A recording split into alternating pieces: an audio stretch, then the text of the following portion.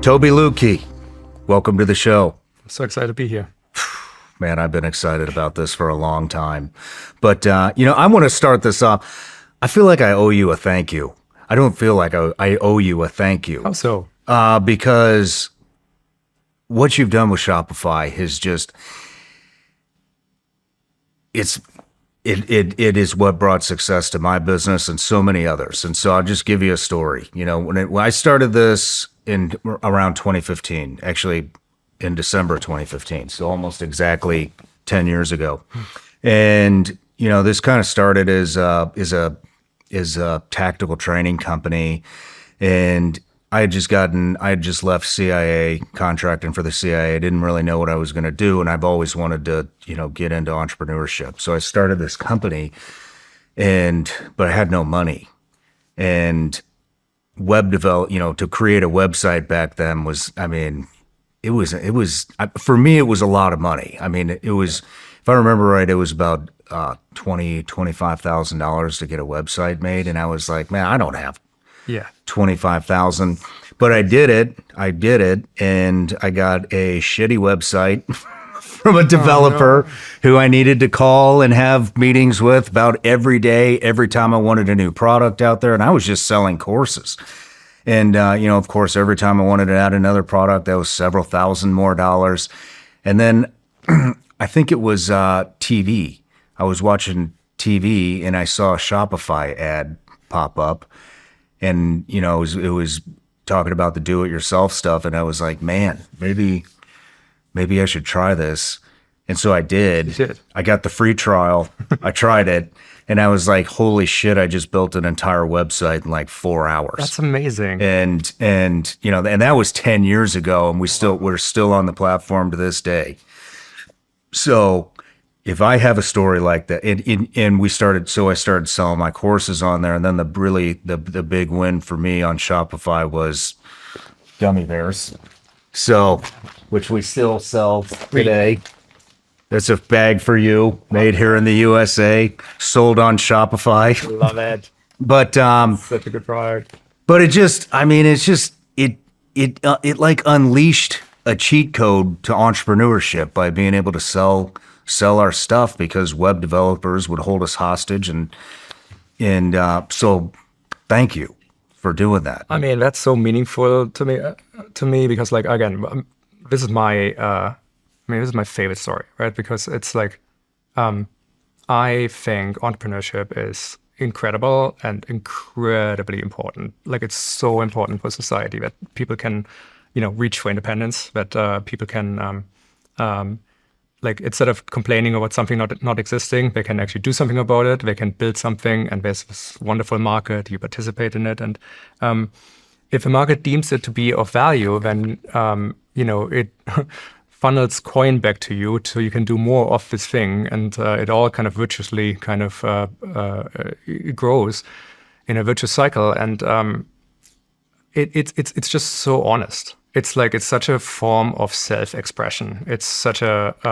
way to not just like gain, but also give back, and it's perfectly positive sum. And so from a just fully philosophical perspective, it's one of the greatest journeys people can go on, most people. And it does require a good deal of courage to put yourself out there. But like, I've started like early my teenage years, like with small businesses and just selling products and these kind of things. And I've discovered this for myself. And then later, sure, we're going to get into some of these things with my snowboard shop and so on. And I love that after discovering this sort of gift and like trying to figure out how to, like, sort of in my own mind, how to build these businesses, that now we get to like spend all our time, like really day and night, creating a product that we can share, which itself causes other people to share their products, right? Like, this is the wonderful thing. It says millions of businesses out there that provide employment, that create new products. And so it's the important thing there from my perspective is want to thank you for building something, because, like, as you know, especially for the builders, like if there's nothing in the world more gratifying than someone using the product or being delighted by the product. So I think that's honestly the best thing about the world of retail commerce is like it's accessible, it's available, and it's really, really, really. There's a lot of camaraderie. There's a lot of, because everyone has so much in common with each other. Everyone is engaged in it, and so respects each other for doing this. So, yes, It's. I mean, you have just. I mean, it's. I mean, I just can't stress it enough. I mean, it's not like I just took that 25,000, and spent that on bullshit. Like, as an entrepreneur, it could have been. It's a huge lift. You could have called it at this moment, and then you would have been 25 grand. 25 done $100. But I mean, I just have saved so much in web development, and in taking what I saved and putting that into, product or other areas of the business. Because I mean, if I remember that, I'm off on these numbers, but let's say 25,000 to build a website, then Shopify, I find Shopify and it's like $20 a month. Exactly. And it's like, holy shit. So I was able to take all that capital and put it towards something else and build something real. And so I'm just one of probably millions and millions of people who use Shopify who found success in entrepreneurship because of what you built. And that is amazing. That is amazing. I mean, I read something the other day that said Shopify is getting close to surpassing Amazon on web sales. And, that is, wow. I don't know exactly what number that is and what angle this is, but like, and we are actually working very closely with Amazon. But like, yes, it's big. Like again, it's millions of small businesses, and the thing that happens if you put a lot of small things together, you get a very, very large thing. Many, many, many little lights make a sun, and it's about like 10-15% of all of commerce in the United States online now. Wow. When you put it all together. And I mean, trillions of, like over $1 trillion, almost $1.5 trillion has been transacted through the platform since its inception. And it's, I mean, those numbers are insane to me, right? Like it's because, I've been around I started a company 21 years ago. So in 2004. And so I remember like when it was tiny, right? Like I remember when we had a party, then I think it was $100 million was transacted through a platform, which sounded like this, and it is this incredibly high number. I mean, I think that's like a couple seconds now. It's just like incredible. So, I'm really fortunate that, this project worked so well, and again, that I want there to be just more people experiencing basically what I did when I started my business. Like this moment of, let me ask you, like, do you remember still when you got your first sale? I do. I remember it because I was putting courses up online. I couldn't get anybody to buy a damn course. And I had a guy that told me, hey, mark everything sold out and then remarket it out there. And I did. And the very next time I sold the course out like that. But I love it. Yeah. Do you remember you remember what course it was, and like did you remember, like, what did you think when that happened? Like, it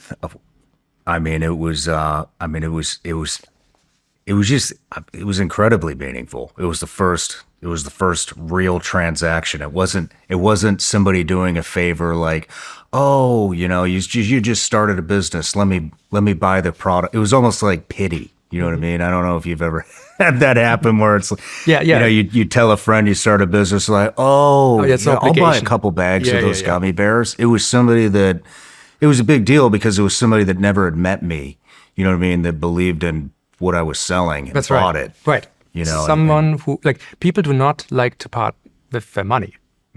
Like, to purchase something means like the thing that you clearly value very highly, you're giving up because you think the thing that you're getting there is of more value to you. And that's an incredible, like, there's no virtue signaling at all at play. This is just a transaction, which is the most honest vote that anyone could make for this product existing. Every single time anyone purchases from anyone else, it is a vote. It's actually, you know, we talk about, in politics you get to vote, I mean, every 2 years, every 4 years. We vote every day for the future. We vote because, again, every single time someone purchases something, people purchase the gummy bears, you vote not just for that product, but also for everything behind the product, for every part of how it was created, for the supply chain behind it, for the people who were employed at the places that manufacture it, for the postal service, and so on. So tomorrow looks infinitesimally much different because of today, because of the transaction. People have seen this sort of at the local level. If people vote with their dollars for the local boutiques, they thrive. If they don't and purchase everything from the department store or a supermarket, then they will go away over time. And so it's actually a really, really, really important thing. I remember everything about the day when I had my first sale. Again, I built my snowboard business, and it was a gentleman from Pennsylvania who I've never met and I've never talked to, and who purchased a snowboard from me. And you know, I have a funny sort of specific or somewhat unique perspective there, because of course, when the person purchased from Snow Devil, my snowboard store, he was interacting with software that I wrote. So that software you write will never do anything that you didn't tell it to do, right? Outside, unless it has bugs, which you're trying to avoid. And so after the purchase, the software sends an email like to me that there is a purchase that I now have to deal with. At some point, a couple of months earlier, I wrote that email, right? Like hoping that at some point the software would have to send it. You don't know. Could have been a failure. I didn't find any software in the market in 2004. There was nothing for starting Snow Devil that was at all possible to use or that I could afford. So I built the software myself. And I sit at a coffee shop, you know, staring at an email inbox, looking at an email that at some point, a couple of months before, I wrote as a template, but this time, like, with all the variables filled in, like, gentleman in Pennsylvania buying this item. And I just had this profound moment. It's like, holy shit, I just went from being a builder to being an entrepreneur today, right this moment, right? Like, it's like, you know, my children think of me as an entrepreneur now, and maybe my grandchildren will one day because of that day, right? Like, it's like, that's a long distance traveled due to staring at one email. And so, again, it's just been this, I think sort of in my mind, I just couldn't get that moment out of my mind. It was just like, I wanted to share it, so I tried to tell people, but like they're like, "Oh, that's good for you." It's like people are like, you can sort of describe it, but you can't take people back to that moment. So, and you know, when Snow Devil grew a bit, and I got these messages from people saying, "Would you license your software?" And then, you know, made the decision to spend another year and a half, and then 2006 launched Shopify, which really is like the software I wish I would have found back when I started, to try to make it simpler for people to start. And to this day, like from this moment, like every time we make it slightly simpler again for more people to start, more people succeed. And it's been super gratifying. If I was able to figure it out, I think damn near anybody can figure it out. No. It's like we can still make it so much better. There's a lot to learn. It's, again, tons of respect for every entrepreneur out there who puts themselves out there. It's tough. Let me give you an introduction here real quick. Tobi Lütke, entrepreneur, co-founder, and CEO of Shopify. Shopify is an e-commerce ecosystem used by over 4 million merchants, generating billions in annual revenue. You're a snowboarder, race car driver, and philanthropist, board member at Coinbase since 2022. In 2003, you moved to Canada from Germany, where you became a citizen. You regained your German citizenship in 2022, holding dual nationality. You live in Ottawa with your wife, Fiona, and your 3 children. And once again, like, thank you for what you've built. We've been using that for 10 years. And, I want to do a journey on how you build Shopify. And then we have just a whole bunch of topics to cover that all have to do with an entrepreneurship. But before we get too in the weeds on your story, I have a Patreon account, built a subscription network. We've turned it into quite the community. And so one of the things that we do is we offer them the opportunity to ask every guest a question. This is from Eric Alger. What's the single most overrated thing in tech entrepreneurship today?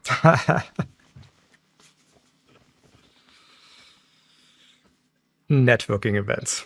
Networking events. That is not what I was expecting you to say, but I took it totally. See where you're going with this. I try, and I really try, and I try to make them work, but it's just like I can't. I'm like, maybe I'm the wrong person to try. I'm trying to what's this is sort of a flippant answer, but what can I share that's actually actionable? I'll stay on the topic and maybe make a modification. Advice. I think advice is overrated. I think gut instinct is underrated. I think we need, too many companies are building slightly different versions of something that someone else already sort of discovered, or slightly different takes on things, and do market research and A/B test everything. And I at least in my corner of the world in the retail industry, you see more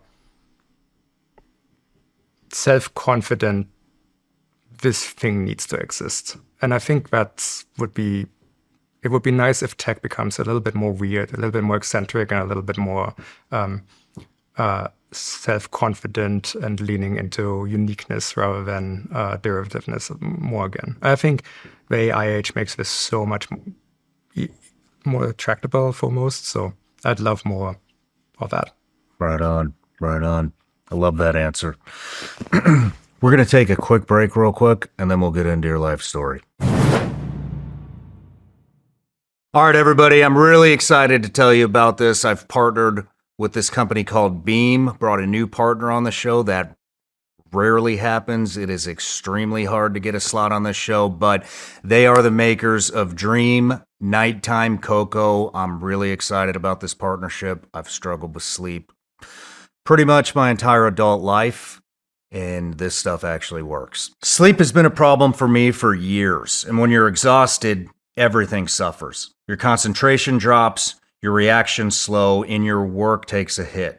With the podcast, I'm sitting down with people who deserve my full attention, and I have to be locked in. And that's why I started using Beam's Dream Powder. This is an American company, and they're all about clean, science-backed products to help you perform. The Dream formula has what your body actually needs to shut down and recover. Reishi, magnesium, L-theanine, good, clean ingredients. You can plug this right into your nightly routine. Just drink it 30, 45 minutes before you go to bed. You fall fast asleep, you stay asleep, you wake up clear. No grogginess, no hangover, just real, deep, restorative rest. Beam has helped improve Over 28 million nights of sleep for people across the country. Once again, 28 million. That's a fact. And the best part, it tastes incredible. I'm partial to the brownie batter. I mix it up every night. It's part of my wind down routine. It's a non-negotiable. And because you're my listeners, they're giving us an insane discount. For a limited time, you can get up to 50% off.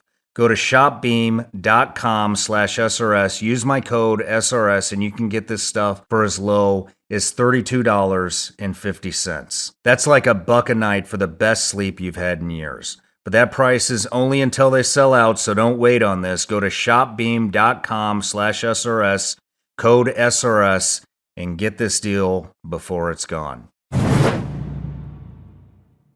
All right, Tobi, we're back from the break, so we're getting into a little bit of your life story here and how Shopify came to be. So I know you came here from Germany. What brought you, or came to Canada from Germany?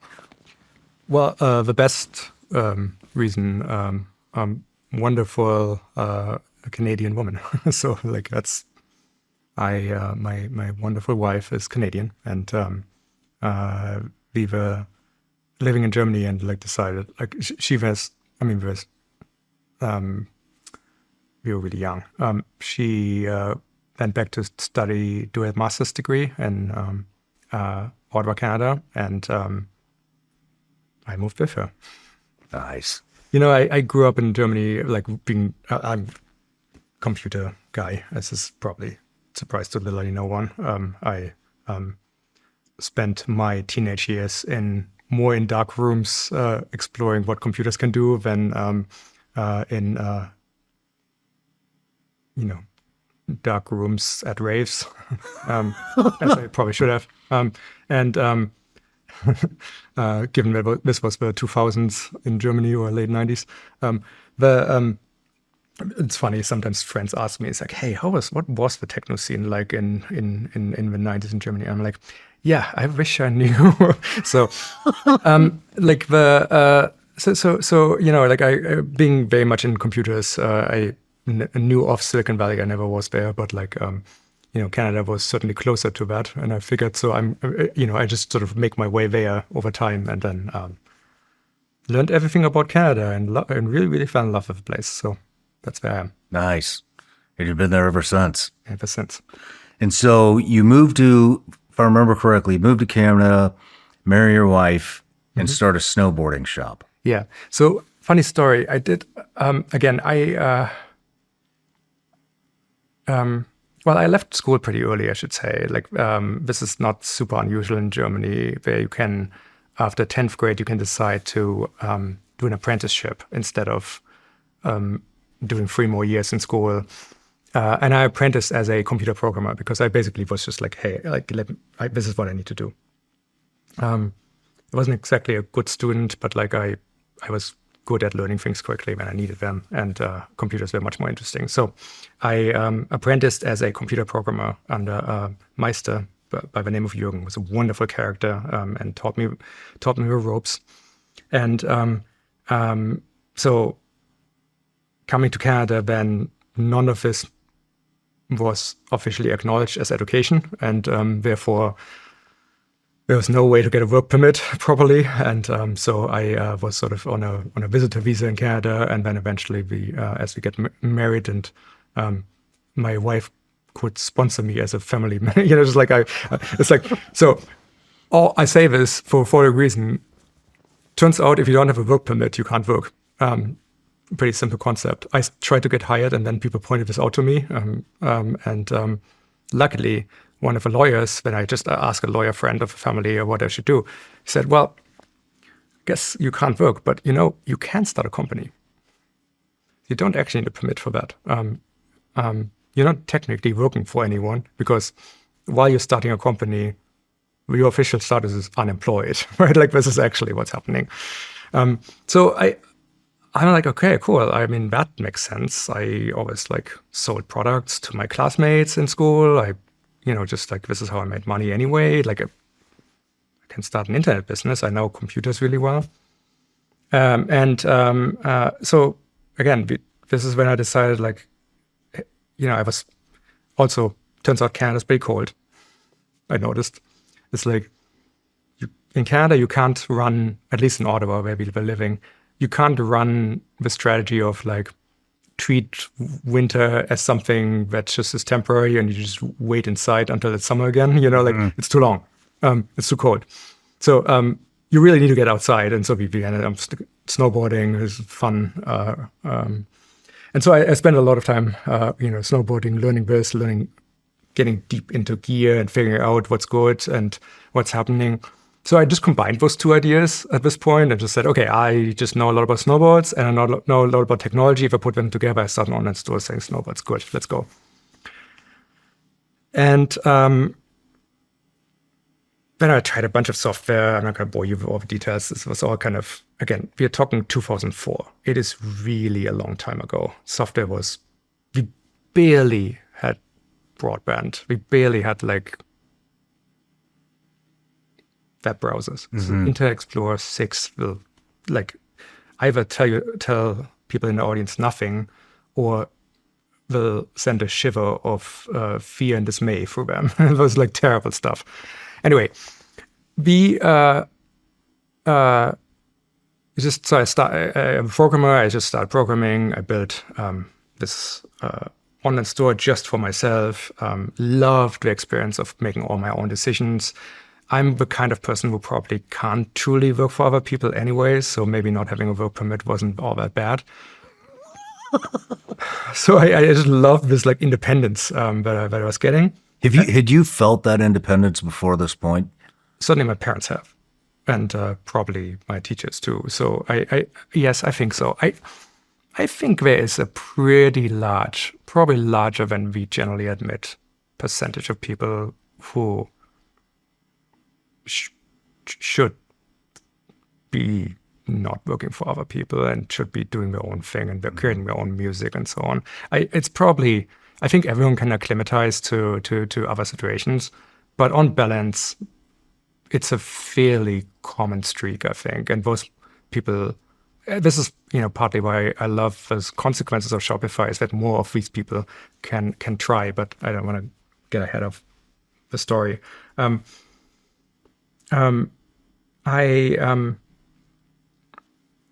So I decided to like build the software, use really esoteric programming languages which spoke to me and whatnot. And then I launched it in August 2004, and we had, made this first sale, which was this life-changing experience for me. And Snowdevil worked, and we sold snowboards. We were on my garage, my business partner's garage actually, and we just took them to the post office. It wasn't a big operation, but we made money and we found success. But then, like when people stopped buying snowboards because it got warmer, at least in most places, it just was kind of clear that the big discovery of the season wasn't the business itself, but like actually helping other people do the same thing. And that's why Shopify exists. Holy shit. So within like 6 months of you creating the online snowboard business, it turned into the beginning of Shopify. The decision happened within 6 months. It took me way longer than I thought. The initial version of Snowdevil took me two months to build, basically. And then turning it into something that other people could use took a year and a half. Wow. Me and a friend who came over halfway through. Yeah. So, but the idea was almost immediate. Not just immediate. It was it had power. It's hard to talk about these things in terms of energy, but like there is. You feel it. You feel it. I got one cooking right now that I can feel. I know it's gonna go. And you just know, right? Like, and it's an energy source that you could have, right? What's building? Building things is you converting something. You're converting some form of energy. It's coming from somewhere.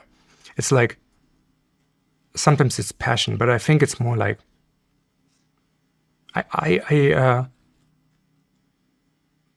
was angry actually at how shitty the software was that I found when I tried to do this thing. I was like, God damn it, I want to start a business here. I spent my entire youth cultivating skill sets, rare and luckily useful skill sets around computers. Most people didn't. Why the fuck is there not better software here for everyone else? Like, why is in 2004 the only people who can actually create new business on the internet, which is clearly one of the things that happened that is of the greatest possible economic equalizer, or so we hoped, of our times. Why do I need to be a programmer to then become a retailer? That doesn't make sense. That's a small set of people. And why is the software that I can find so unbelievably expensive or so incredibly bad? That's not right. And to me, I can channel this sort of dissatisfaction with the status quo as this unending well of energy that I can convert into building. And I think there's many other power sources that people tap. Creates an internal drive. But it gotta come from somewhere. Like room temperature does not lend itself to forging things. Mm-hmm. You can't build something at room temperature. There needs to be a stronger emotion. There needs to be guilt, shame, anger, like something strong, and then ideally something that doesn't flame out fast. Ideally something that lasts. So therefore, like everything that exists, everything that's built is a passion project by people. It's people who pursued and created something, usually in the face of naysayers and people who wanted to detract from that. And so that was it for me. It's a combination of pride in my craft. Again, I'm literally a crafts person. I apprenticed my craft as computer programmer, and dissatisfaction with what my priors have prepared before I needed it. And so I want to make sure that the people who come now to entrepreneurship find tools that are as good as I can make them. They will always can be better, but like that's the fun puzzle of a company. It's like it's never perfect, but it hopefully is always better than it was before. And so that's the thing that I just find to be the most fun things to dedicate my working life to. We see it all the time here because, I mean, like I said, because we use Shopify. But I just want to say, like, the backstory, to summarize it, and to kudos to you. I mean, you solved two problems with, I mean, just the fact that Shopify was legitimately boring because you couldn't get a worker's visa, and the only way to make a living was to start a business because it was illegal for you to work. I mean, that in itself is what a hell of a story. You know what I mean? And then we move into so you solve your own problem right there. Okay, I'll start a business instead, and then you solve a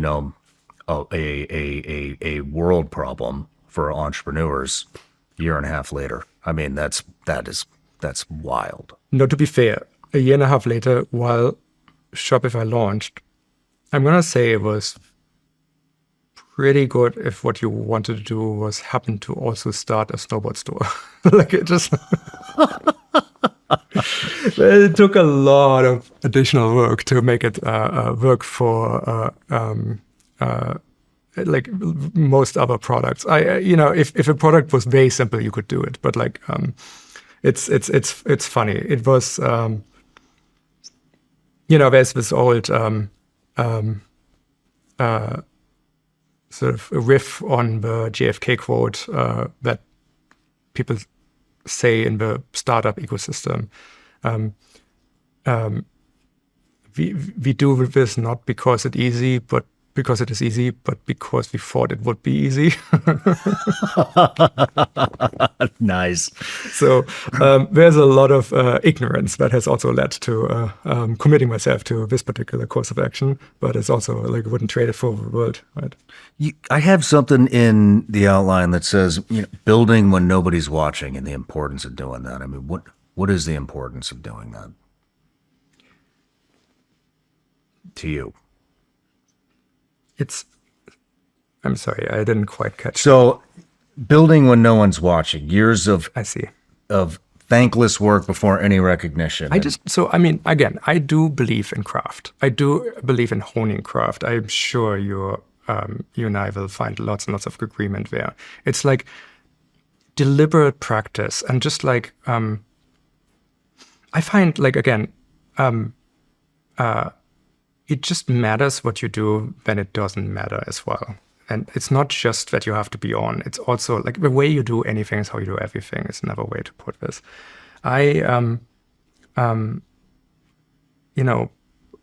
To me, like my core craft is computer programming. It's not what I spend really most or any of my day doing at work, but like it's the specialization by which I came into everything else that I then learned. And so it's like the trunk of the tree of my knowledge. It's like engineering principles and programming is the trunk, and any of my business skills is a branch, and then what people sort of observe from the outside are the leaves, if you will, if you want to follow the metaphor. I want to still grow my trunk. I want to understand and play with tools. I want to go and spend the Saturday evening just sometimes just rebuilding something that I built in the past, just to see what I've learned and how, if I can do it better now, or and have these kind of projects. This is especially useful if you are building something that's going to take a long period of time. It's like there's no attention on it. Like it's like it doesn't matter. You need to be intrinsically motivated to want to move forward, because there's no one really holding you accountable. There's like, once your product is in market, things actually get easier.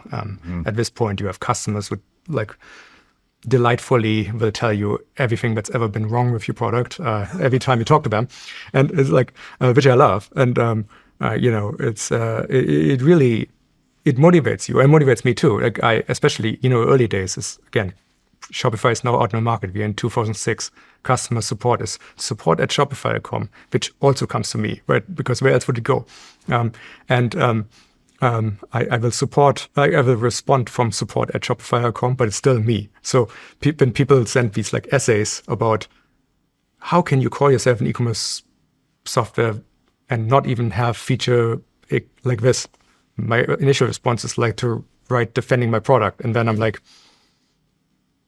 actually very right. And then so next thing is I don't spend the night implementing a feature and then respond the next day saying, what do you mean? It's right here. So, that's how you make products better. This is the loop, and that's just what you keep going. So how can you be intrinsically motivated to want to hone the craft? That I don't know. I think it's that internal drive. I mean, the way I took that, what we're talking about right now is quit looking for a pat on the back, quit looking for an attaboy, quit looking for recognition. Just build your business, and all that shit will come later if you find success. But right now, what matters is building. And, we had a saying in the SEAL teams before that also relates to this, where basically we had adapted the mindset that, when you're not training, the enemy is. An entrepreneur, if you're not building, your competitor is. While you're out there fucking around at the bar, doing not working, your competitor is getting better and better and better and better. And that's a mindset that I took from the SEAL teams, because if the enemy's training and we're not, then we're dead. And I've moved that over to business, to where if you're not building, if you're not innovating, your competitor is, and they're going to pass you up. That's right. And the question is how to even like, is it possible to disconnect even from the need to have a competitor that might be training? I have mixed feelings on that. Do you? I mean, I think a competitor can be, for me personally, when I built the podcast and I built the look and everything, and a lot of podcasts looked a lot different. I'm not fucking tooting my own horn here, but I looked at the market. I saw what everybody was doing. Everybody wanted to be Joe Rogan.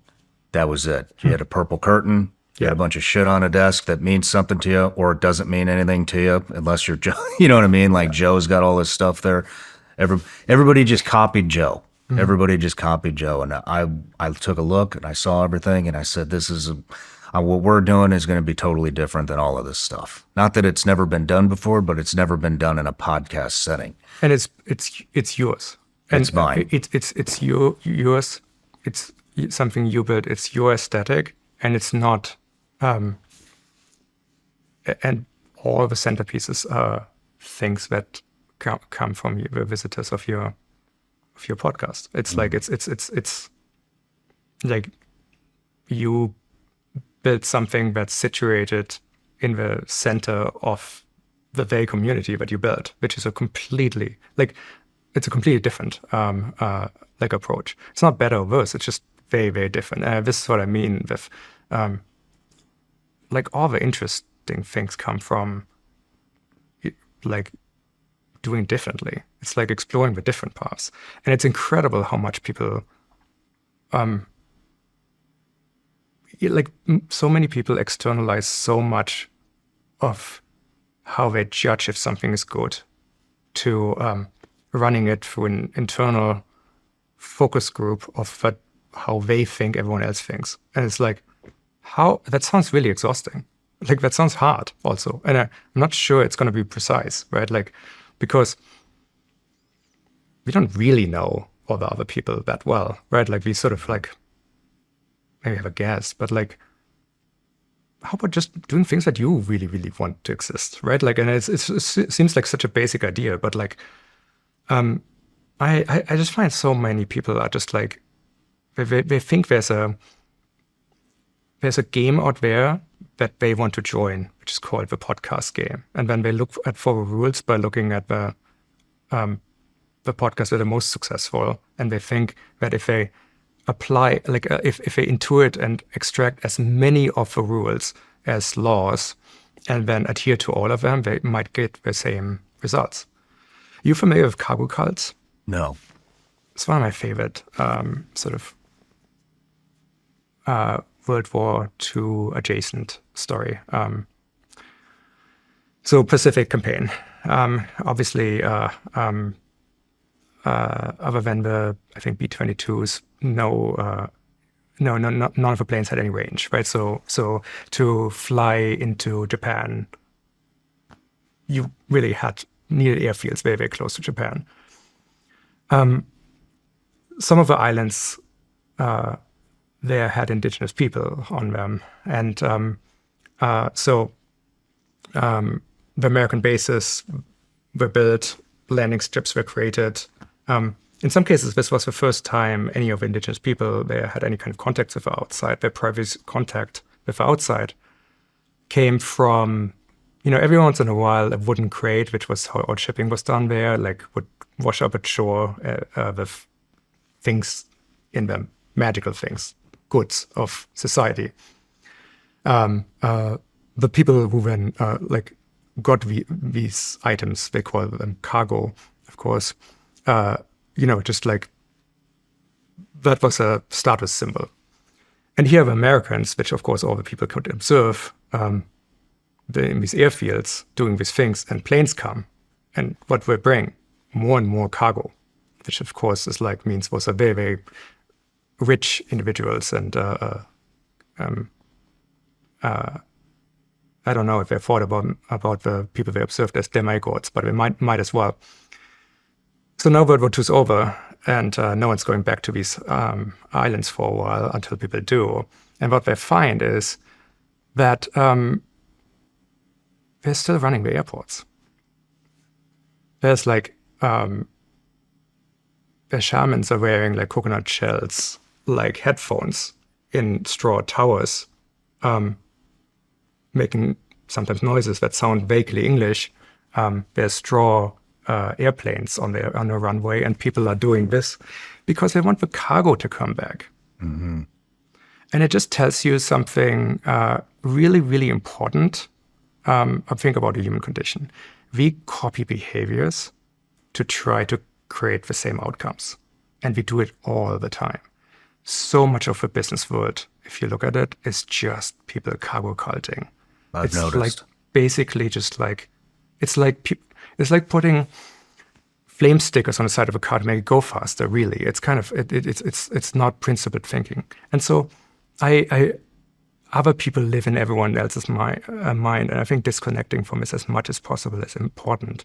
And I think when you talk with the greats in some categories, like artists or so, they just need to paint. They have so much painting in them. They need to get it out, and they just don't care if there's a market for it. I got a question for you. I mean, just as a business owner, because I agree with everything you're saying.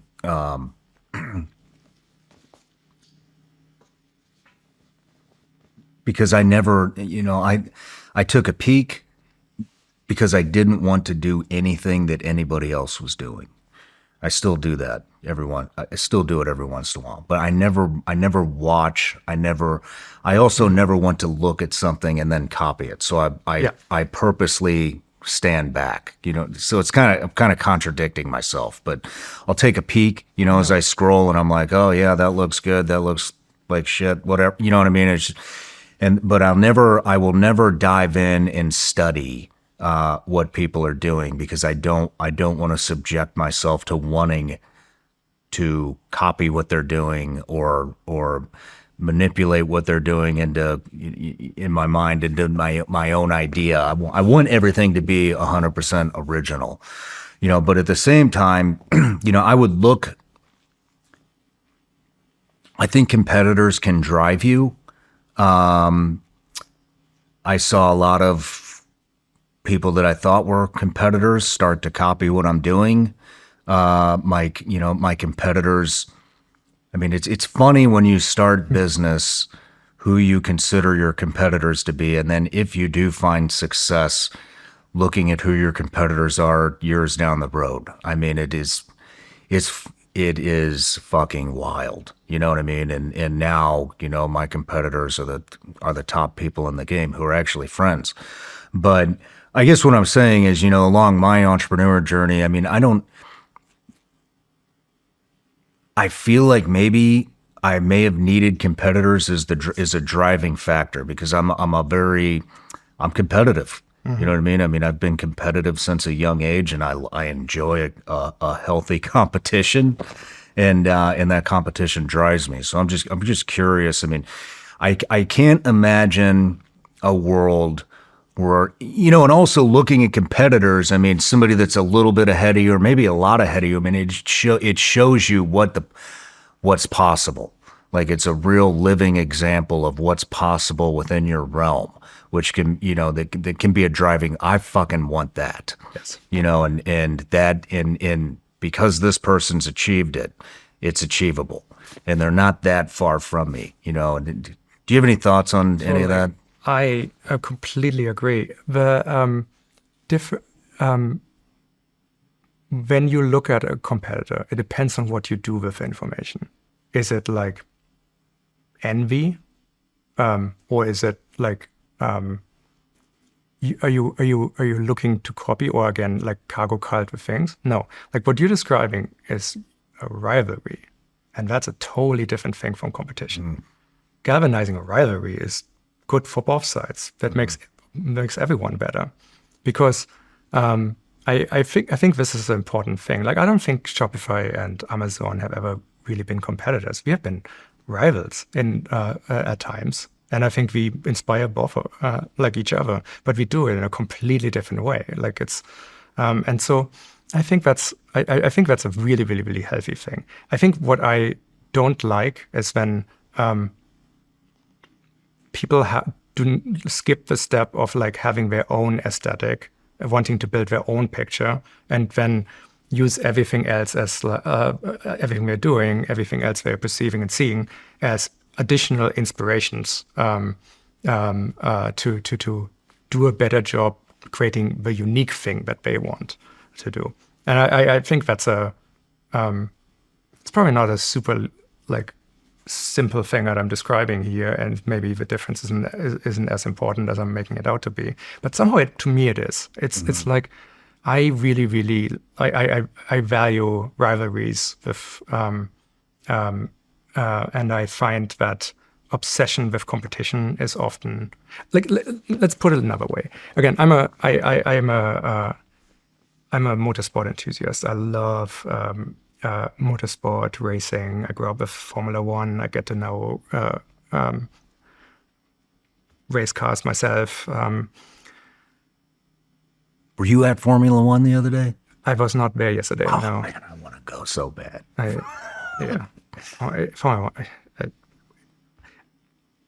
Growing up in Germany, coming to Canada, suddenly no one gave a shit about Formula One, and it was a hard adjustment for me. And thank you, Netflix, I suppose. No, everyone is into Formula One, and I'm like, I'm so happy that this happened. This massively increased my quality of at least my Monday morning discussions at work. Anyway, then I'm on track for position. Maybe newer tires than the people in front of me.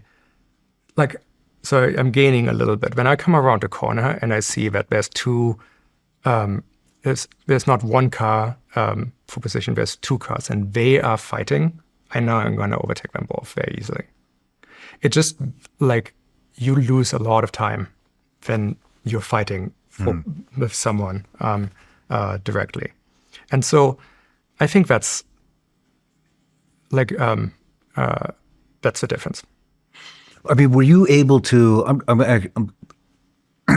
This sounds like learned experience to me. So I'm curious, when you started your Shopify venture, or maybe even your snowboarding venture. I mean, did you? Is that how you thought, or were you looking for competitors? I oddly grew up. So like again, growing up with computers in the 90s. I know this sounds weird to make this analogy, but like you're familiar with open source software, right? Mm-hmm. Like purely sharing, like you build something, you share it. There's massive open source projects, Linux kernels, these kind of things. The open source is fundamentally positive sum. No one loses by someone else making a copy, because in the world of computers, everything is infinitely copyable just for the price of electricity, I assume, which is essentially free. The real world is often much more rivalrous, like only one person can live in the house or on a spot, or only one person can have a physical object. But in the digital world, there is actually true positive sum. So I think because of that, I was a bit predisposed towards positive sum thinking because I've just seen it more in my childhood. So when you are creating a business, you're not competing with everyone else like in that same space. Like you can very much grow the space because you bring something new.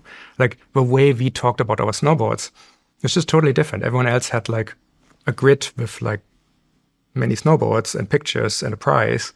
We had essays about what we did with a snowboard throughout the day, right? Like we just took them to a mountain and then said what happened that day, basically. And it's like sometimes wasn't even quite related to the snowboard itself. But that spoke to a new group of people who might not have bought a snowboard at all if it wasn't like this, or might not have purchased such a premium snowboard. So there's a growing market for more people aspect in this, which I always really try to emphasize. But you're right that it's somewhat learned. So what happened is, by 2015, so this is 10 years into the company's history, I don't think we truly had competition anymore for exact business. Sort of in the enterprise business, there was like some players, but there was no one going for the small and medium business market. In fact, even really along the way, there wasn't like everyone deemed it as a terrible market to go after, and that was sort of a surprising thing. It never seemed like this to me, but like I'll tell you, like in 2008, I was needed, like we were running out, I had to hire some people, right? Like I had some support at Shopify.com at some point needed to not just make it to me, right? Like I needed to hire some people. There were like 8 or something in 2008, 8 people. And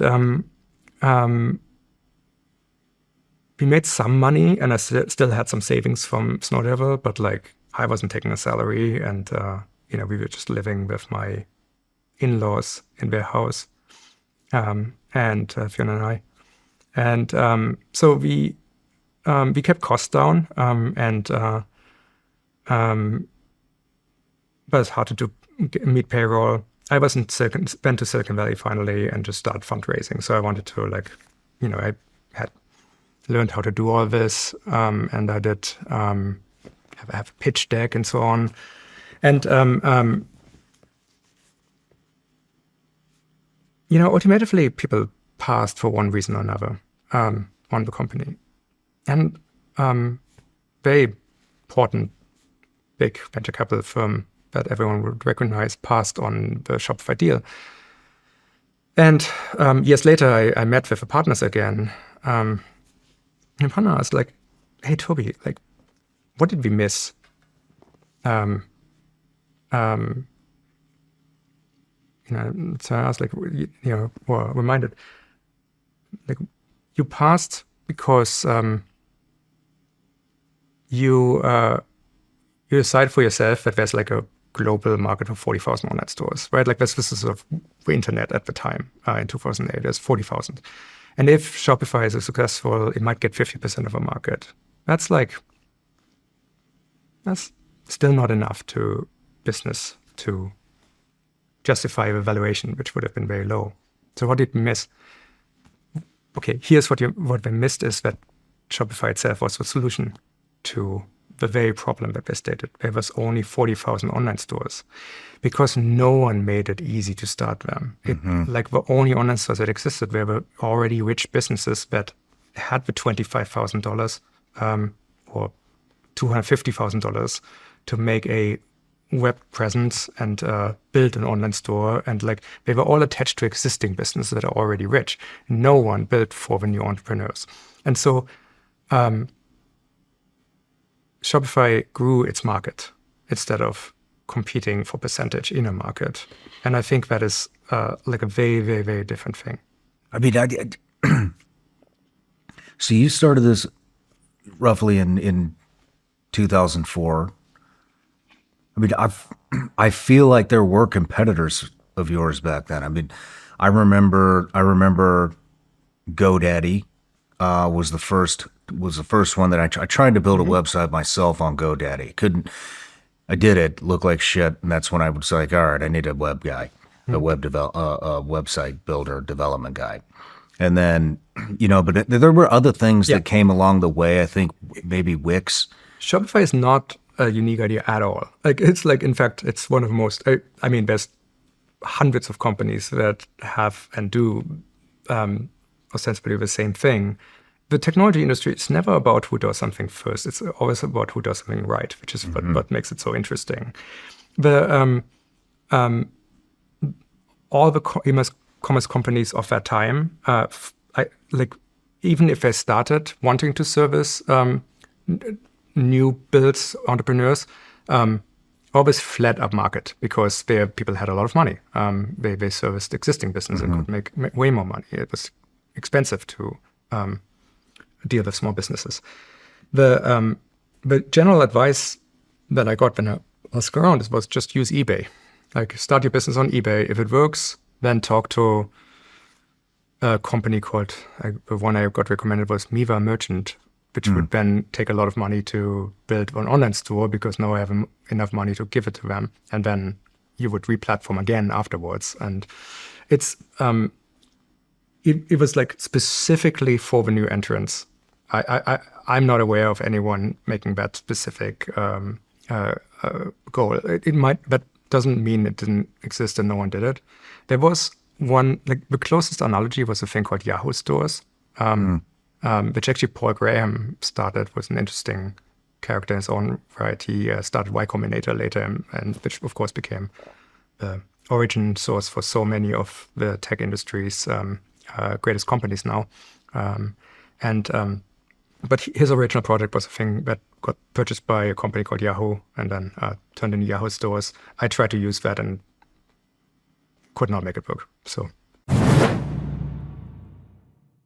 you've probably seen the headlines. Another trillion added to the national debt. It's hard to even grasp the scale of it. 38 trillion in climbing. While Washington keeps kicking the can down the road, more and more everyday Americans are losing confidence in the system. That's why we're seeing record demand for gold and silver right now. It's not just everyday Americans either.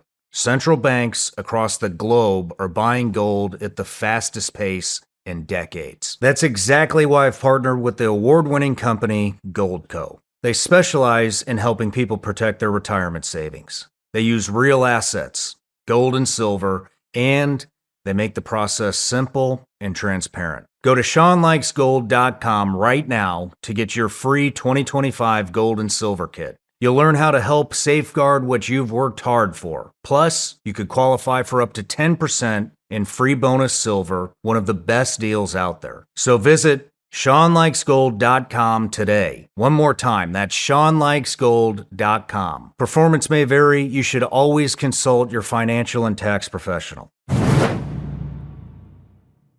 I mean, what did it do? So when you entered this, the competition thing I fucking love what you're saying. I just want to know, like, when were you able to totally detach yourself from the competition? And because I feel like with my business journey, I'm just now arriving there. I wish I would have arrived there a lot earlier because I also see that it it's a time suck. It's a rabbit hole that you can go down and spend a lot of time discussing competition with the team, and it's a subject that never ends. Right. And so I'm like right at the point where I'm starting to detach. Like, I don't give a fuck about what anybody else is doing, and I think part of the reason that's happening is because we are launching other businesses in 2026, and that is, I mean, the show will always be my staple and I'll love it and but if I'm being perfectly honest, I'm more excited about a tech company called Glacier that we're launching in 2026.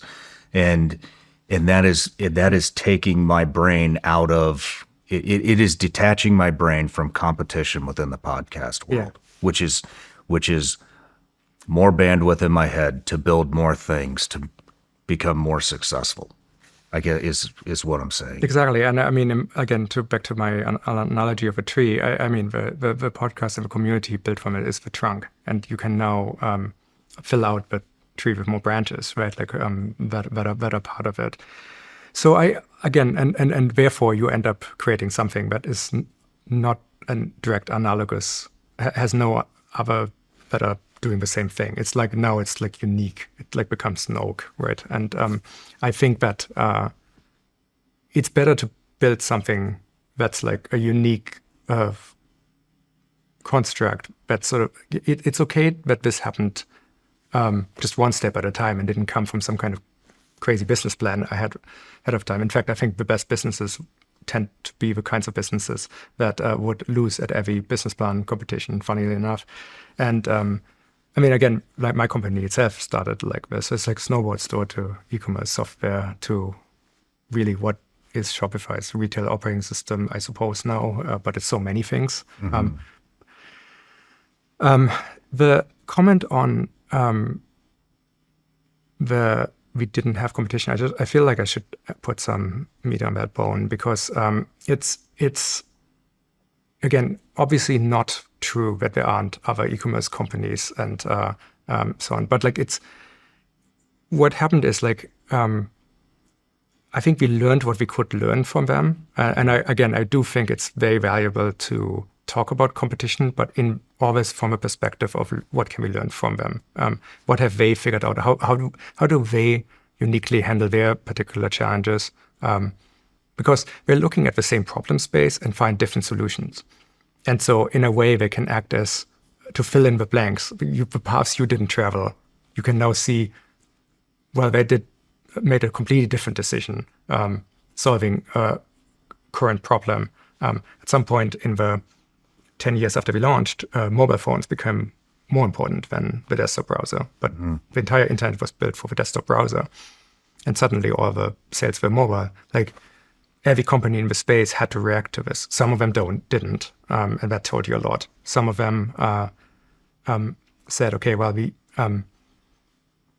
give a completely different interface to all mobile phones, like as a sort of companion system. You have your own brand on your own website, but if someone uses a mobile phone, you see the thing that our team created. To me, that seemed like incredibly wrong because, again, the beautiful thing about Shopify, again, is almost everyone who's on the podcast has used Shopify probably recently. I mean, especially your direct customers. You just don't know it, right? Like, because if you bought something online and it didn't come from Amazon and you liked the experience, it was probably Shopify. We are not the brand. We are pushing from behind. We're pushing other people's brands from behind. Mm-hmm. So therefore, this is an article of sovereignty. What is ownable on the internet? There's two things that you can own.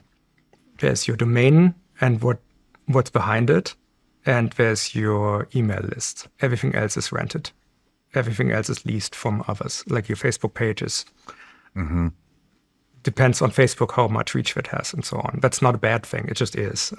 If you're selling through Etsy or so, that is also very good, but it is Etsy's listing. And Etsy will determine if your products show up for a search query or not. But on your own website, that is your space. You're gaining sovereignty there. You can take that entire design that you have and take it with you wherever you go. You can get all the data from Shopify. This is super important to us. So when the mobile phone comes out, it's your job. We have to figure out how to make it so that your brand looks just as amazing on mobile phones as it does on desktop software. And that's what they had everyone with. And that ended up being the right decision, just as an example in this. So again, looking at the competition from a perspective of what can we learn from it, and can we have a friendly rivalry with them, then has always worked really well. Eventually,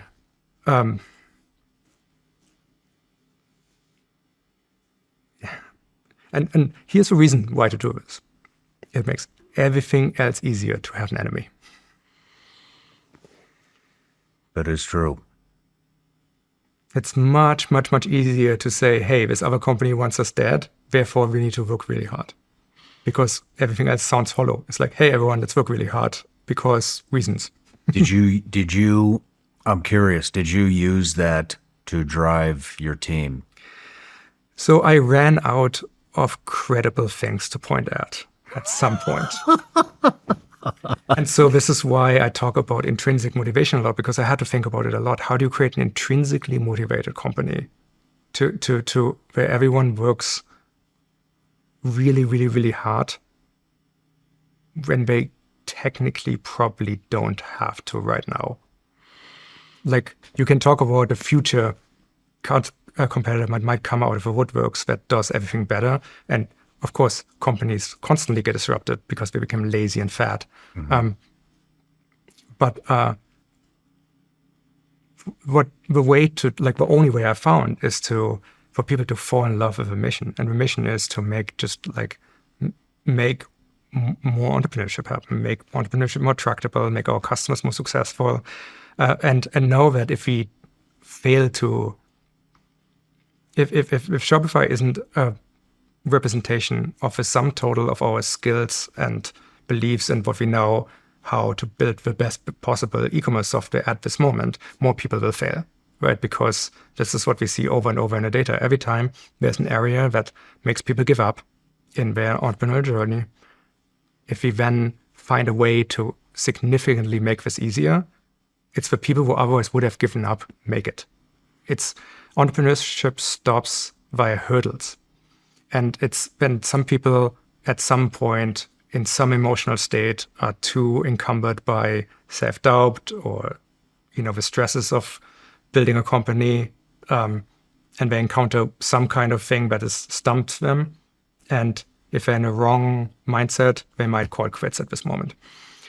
And if the obstacle wouldn't have happened,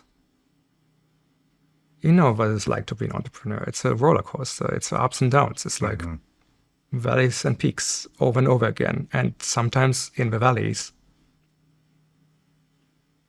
it gets pretty close, right? Like there's pretty dark days in anyone's entrepreneurial journey. So again, I think falling in love with a mission, or at least at least falling in love with being on a mission with people you really care about, doing difficult things for worthy people, is an incredibly fun thing to do. In fact, I think it's a kind of an optimal way to spend your life, really. And I think we've succeeded significantly. Today we have plenty of competition. I'm not going to say we have no competition left. It's like it all came back, and it's like again much more easy to study what other people are doing. AI is like changing everything, and there's not a company that's safe in the world, and I love it. It's so much easier. It is so much easier. It's so much better. It's so much more fun. It's so much more creative. It's so much more driven. I mean, I get to I saw many transitions in my career of the technology world. I saw the internet arrive. Basically, I saw Web 2.0, which whatever that is. I saw the mobile phone coming, and now what happens with AI is just like another platform. Like usually people should be enormously lucky to see one transition of a platform in their careers. I'm like 4 in now, and it's unbelievable how exciting this is to have to invent everything. I want to move in. I mean, since you brought up AI, I would love to talk about, what you think that looks like, and are we at is this as big as the invention of the wheel or the invention of electricity? But before we go into that, I just, one thing that just talking to you now that comes to my mind is obviously probably one of the best engineers, in the world. And I'm not trying to blow smoke right now. What I'm getting at is, what drew me to Shopify is how you were able to simplify everything on the platform for a dummy like me. So, some of the things that stuck out to me, for example, I've always, was always like, how do I connect my social media to my website? Like that at the time, that was really important to me. And these web developers, that's going to be another $10,000 to make that, connect that. I pull up Shopify, and I'll never forget it because that was such a headache for me. I was like, I need social connected to the website. And I remember building the website and seeing, do you want to connect your Instagram account to your Shopify store? Click this button. And I was like, are you fucking serious, man? This is easier than putting a PowerPoint together. It's prompting me to do the shit that I've always wanted to do. And so, kind of what I'm getting at is, if you take a complicated mind, you're very into this, you're way more advanced than 99.9% of people in the world when it comes to, building this stuff. How are you able to get you and your team, how are you able to dub it down and know what basic green entrepreneurs need, in building their website? To go that granular, from that advanced of a mind is just, it's honestly, it's pretty mind boggling. Oh, but it's easy. Like it's like you talk to them a lot. it's Monday now, right? Sunday evening, I watch videos of people using like interviews of people and recordings of new entrepreneurs using Shopify that our teams create, and it's lovely, right? Like you would I have I'm in I think I have 150 of my customers in WhatsApp right now who will tell me like Shopify is collaboratively created with our customers, right? Because again, the best, if I want to grow my business, what I need to do is make my customers more successful. And that's it's very rare to have a company that's so aligned with its actual customers. And also one of the funniest advantages this company has is that there's very few companies on planet Earth who have such inspiring customers. You are a customer, you're a pretty inspiring guy. Yeah, hold on. Let me just, so you are watching video interviews of your customers every Sunday. Yeah. I'm just going to bring another thing up. One, I got to thank Lulu for connecting us. But we just released our PsyOps docuseries on Shopify. And I'm going to be honest, when we reached out, I thought we were getting the special treatment because of our mutual connection, Lulu, and maybe because it's a big podcast, or I thought we were getting special treatment. But after hearing, and I appreciate that, thank you, because nobody else could launch the docuseries. It's on Shopify. I think we're the first ones to be able to do it, and it's because your team jumped through hoops. But and thank you. But that's not a special thing. This is what you guys do. You get in touch with the customer, with the entrepreneurs, and you figure out what they need, and you do this every Sunday. Yeah, I don't do it every Sunday, but as many Sundays as I can. It's my team makes supercuts of the interviews we do and sends them to me, so I can see how people get stuck and so on. But because I use Shopify. I use it myself, right? I'm a user myself. I always have shops going, and I sign up for new shops and go for onboarding and talk to customer support from pseudonyms, and it's just I'm red teaming my own company all the time, right?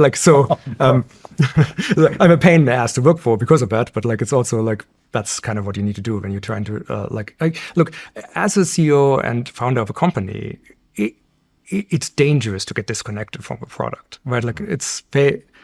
People get really, really, really good at telling you a combination of words that makes you look elsewhere.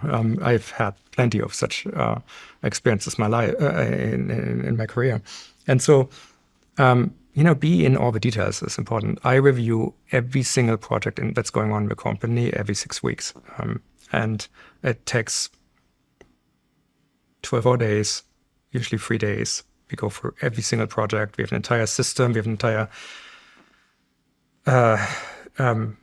piece of software for that everyone uses that we build, where everyone registers everything that's going on. In fact, that was largely inspired by military, actually. A book called Team of Teams by General McChrystal, which excellent read. Anyway, so we built a internal system that's sort of asynchronous, distributed information system about what our teams are working on, all the projects, progress updates, who's on them, and then this bubbles up into a 6-week review, and then we go through them, and I have a super sometimes a quick, but the team is there. We can quickly talk about how things are going, what's stuck, and then keep going. And then we try to move all of these projects to build everything we can in such a way that it works well with everything else. And I don't think this is the only way to build software at this scale, but it's certainly the only one I have discovered that allows us to build a software like Shopify at this scale. And because ultimately what you're trying to accomplish is you want people to use it. And I believe that every user of every piece of software, of every product in the world, can intuitively tell you if a team that creates it gave a shit about the product. I think this is just known to us. It's like, it's invisible and we don't have good language, but I think everyone can tell. And so, well, if you want to build a product where people would answer this question in the affirmative, you have to give a lot of shit. There's a lot of shit has to be given about the tiniest of details, about minute architecture, the chunkiness of the buttons of the design systems and stuff like this, that like no one, like it would be so funny. I mean, I guess this is why the Silicon Valley show and HBO was so funny. When people who are in the tech industry kind of get exposed to the shit that we discuss and have discussions and meetings about, right? Like, it's like ridiculous. Yeah. But like, unfortunately, this is what it takes. So, yeah, so we go through everything and we talk to customers. And why? Because, like, I mean, I don't want to criticize you. Where did you learn that? Where did you learn to reach out to your customers?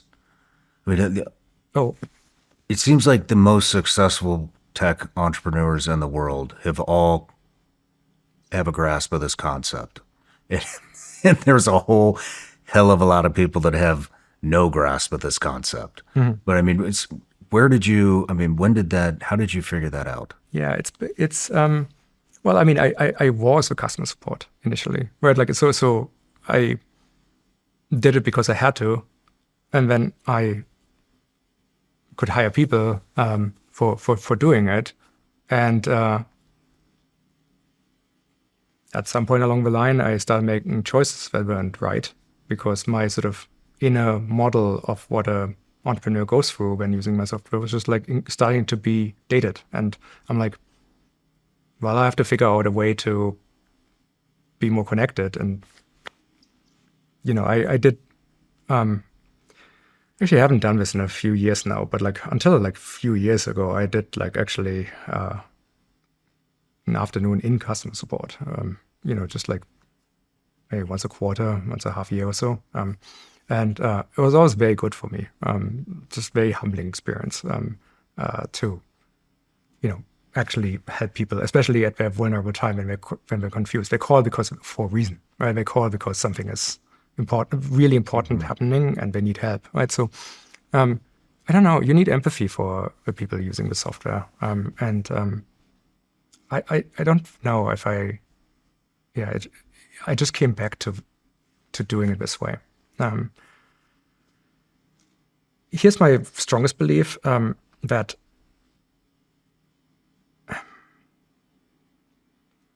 I was cringe a little bit when people say like sort of people have like clearly a bit of, I hear this a lot when people say, I don't know computers or I'm not technical or so. Well, no one's supposed to be technical. Like the whole thing that people have to be technical to use technology is because of skills issues of people like me, right? Like it's completely unfair. And like, you don't have to be technical to use a television. You have to like turn it on and you go to the channel, right? Like, so that's the engineers and product designer doing a good job with a medium. Mm-hmm. Like if we were better, no one would ever feel like they can't figure out something. Like computers don't get to make people feel dumb. That is not their role. They are tools. Like hammers don't make people feel dumb. You know, like screwdrivers don't make people feel dumb. We are the only field of tooling, support, and infrastructure that somehow is allowed to make humans feel not good about themselves somehow. And it's just normalized. What we actually should do is give people superpowers, because that's what it does to us, like to us, the engineers, to us, the technical people, computers. The way I talk about computers will be clearly very different from how most people talk about computers. Why? Because I do love them for what they can do. They are incredible. But to get the power out that I can extract out of a computer, again, I had to sacrifice my youth. It's like path dependent for people who, for unexplained reasons, wanted to cultivate rare but valuable skills around computer programming and understand them at like an intrinsic level. And most people can experience them as the incredible, most powerful tools that human has ever invented. But everyone else should do that too. And so I think, luckily, I think now with AI, we're getting there. This is the best thing about AI is we kind of get a do-over. But like there's too many stories of people feeling inadequate, not being able to accomplish their tasks because we just cannot make software that meets people where they are. So no matter how hard I work and my teams work, it's never going to be enough to really get all the way there because it's just like, unfortunately, there are limits. But again, every single time someone doesn't end up giving up on an entrepreneurial journey means there's one more business that's going to supply employment, I think it's just like that someone else becomes an entrepreneur in the eye of their own children, grandchildren, family. And again, I think it's an identity changing event. And so it's important. It just feels really, really, really, really meaningful to be able to work on something like this. It is. I can't even imagine how many lives it's transformed and put on a higher trajectory than what they were.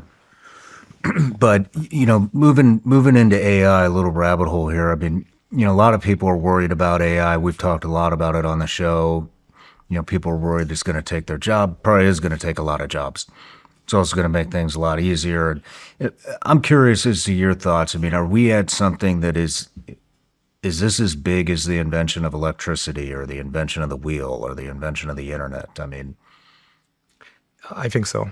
This changes the entire way of life in the next 5 to 10 years. It does. It really, I know this is going to sound crazy and scary and probably will be quoted back at me at various times when people are somewhat down on AI. But like, I just think AI is actually underhyped right now. And that seems almost very hard to believe, I know. It's You think it's underhyped? I think it's underhyped. Wow. It's for all the hype that's already exists, it's still underhyped in what it can do. It's just like our ability to project intelligence at problems without losing, without having to allocate some of our like rarest and most specialized people to everyday problems is just huge. It's so easy to run into examples here, but like, I'm getting so many stories right now from family members and friends who are solving like really, really, really tough medical problems for them that they couldn't solve. And they've done all the right things. They have done every test. They've talked, they've gotten second opinions. They describe, they came prepared to every doctor meeting. But then, at some point, they just start one of these projects on ChatGPT or whatever and put all of this in there and then just like let it go into deep research on this. Like, again, this is something you have to be comfortable with data and all these kind of things. And maybe like people do it anyway. Well, and it just sort of figures out what's actually going on in a way that you can show up to the next doctor and just finally get the thing that you were looking for. And why does this work? It's not because it's smarter than the doctor. The doctors are way smarter, way better. But the doctor only has 15 minutes to sit down with you. They have 15 minutes, maybe 20, to look at the charts, talk to you, get information. And, 20 minutes of a doctor's time is probably worth hours of an AI doing something right now. But the AI can put thousands of hours in, and some tasks just benefit from just intelligence being projected into this directory over a long period of time, and can be solved. And I think that's a lot of things, but it's usually tasks. It's like, here's the task of taking the information that has been collected, all the scans and all the reports and all these kind of things, and sift through them, go through all the literature, figure out the latest developments, compare and contrast it with all the medications that have already been used and the reports about, just like, this is it.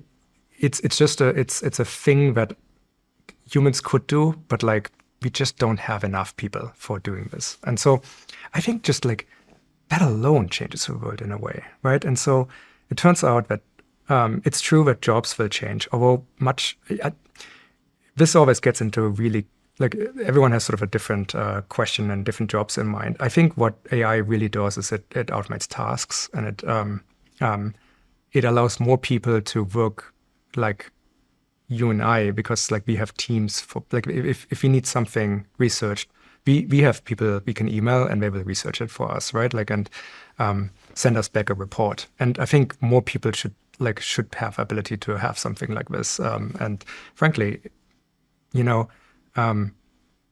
sometimes it just, speed matters. Getting something back in like a minute actually allows you to, like, it might not be as good, but like, you can then make modifications and ask it again, and like help yourself figure yourself out. So I think it's all this stuff is pretty remarkable.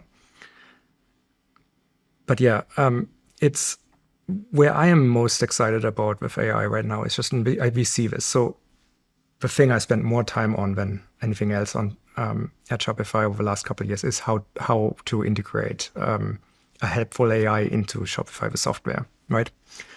Because for exactly the things we've just been talking about, I do never, like, I see it as a personal failure, and it's almost physically painful for me when especially my software makes people feel inadequate. I want my software to inspire people and make them more ambitious than they otherwise would be, not less. And so AI, like we have is integrated into Shopify. It's called Sidekick. Having a infinitely patient, extremely knowledgeable, kind, non-judgmental AI sidekick as part of your entrepreneurial journey is extremely game-changing from our perspective. This exists. This is integrated in Shopify. Everyone gets access to it, and the conversations people have with tell us are just like, it's remarkable. Like the big businesses ask it to run reports. The new entrepreneurs ask, like, where do I have to go in Minneapolis to register my business? It's like, how do I open a bank account? How, like, it's all the kind of questions. That's going to be embedded inside of Shopify? Yeah. It already is. It's hundreds of thousands of people are using it daily. It's just like, it's like, in fact, you can ask it to do jobs for you. You can say, hey, here's my, I got a PDF here of my supplier for the summer collection of products. Can you please create the products and add them? Just like it will go and do it. And it's like, I hope it's doing a great job doing it. Like, it probably might get some things wrong. So you will definitely show you a review screen for everything. But like, it's increasingly able to just join your team as a team member, right? And again, especially for the solo entrepreneurs, that is a incredible change, because now they have, a team of one. Like, that's cool. Wow, they literally have an assistant. Yeah, they have an assistant. Holy shit! I can't wait. I gotta go ask my guys if we're using this. Yeah, but, you should check it out. It's fun to have conversations with. I'm super biased here, but I'm really, really big fan of this. Again, most of the intelligence there comes from the wonderful advances of labs like OpenAI and Anthropic and others. But like, Shopify is a bridge company, fundamentally. We are a bridge between the world of the global world of commerce and the technology world. Like our job is to go and get the best things that the technology industry can do and make them available for people who are trying to self-actualize, right? Like this is our native habitat. And so that power that we are getting for helping people with AI in doing this and what we can deliver to the people who are just going to sign up tonight for and trying to build a business is just like absolutely remarkable. And that's why I say it's still underhyped. That's amazing. That is, wow. That's incredible. Let's take a quick break.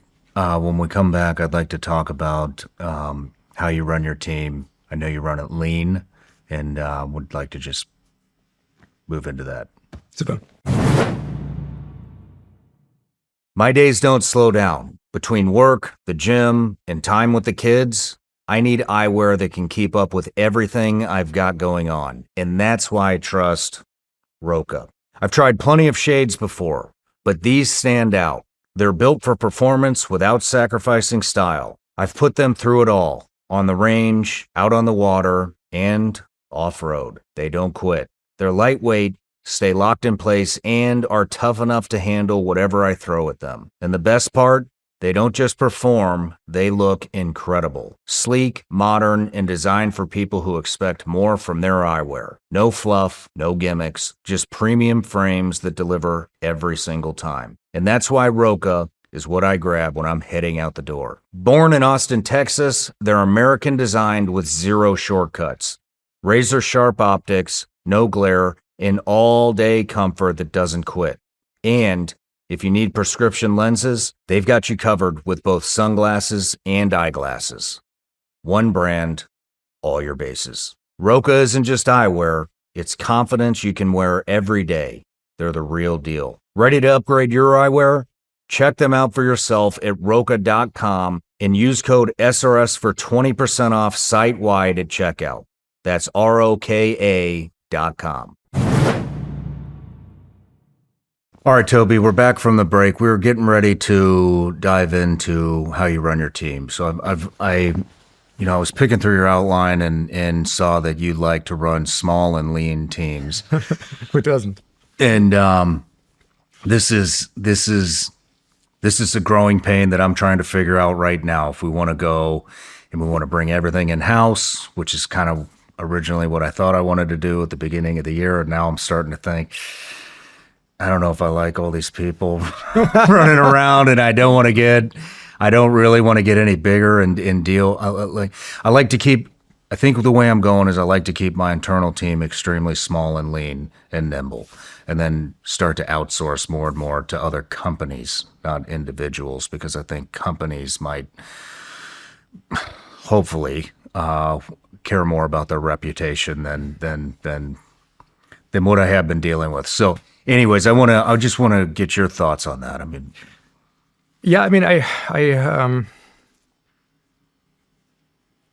mean, at the end of the day, like everything is about the team. Like a company is actually not a thing, really. If you think about it, a company is like a collection of individuals that we just call a company.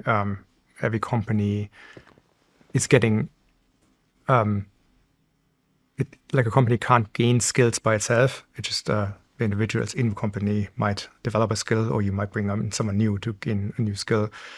So it's kind of like, honestly, the beautiful thing about companies is that they get to align a lot of people's incentives all in the same direction, and then everyone gets to, spend their day together doing hard things, hopefully, unique things, and so on and so on. Reality is, there's a huge amount of complexity in just getting these incentives aligned, right? Like it's so often that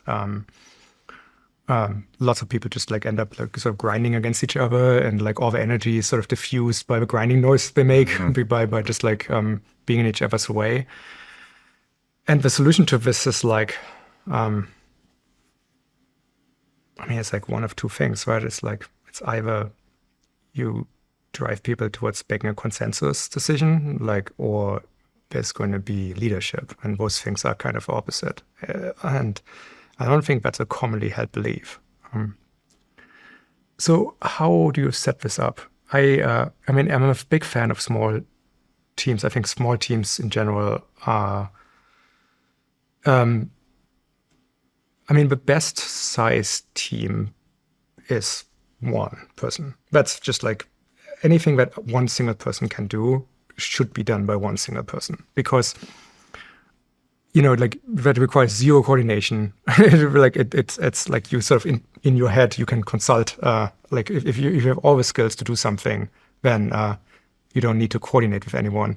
Books tend to be so good because they're written by one person, but usually with an editor. So now you have one person holding the pen and being able to construct an incredible fantasy world with all these characters and like perfectly like everything written in the same tone of voice. The characters act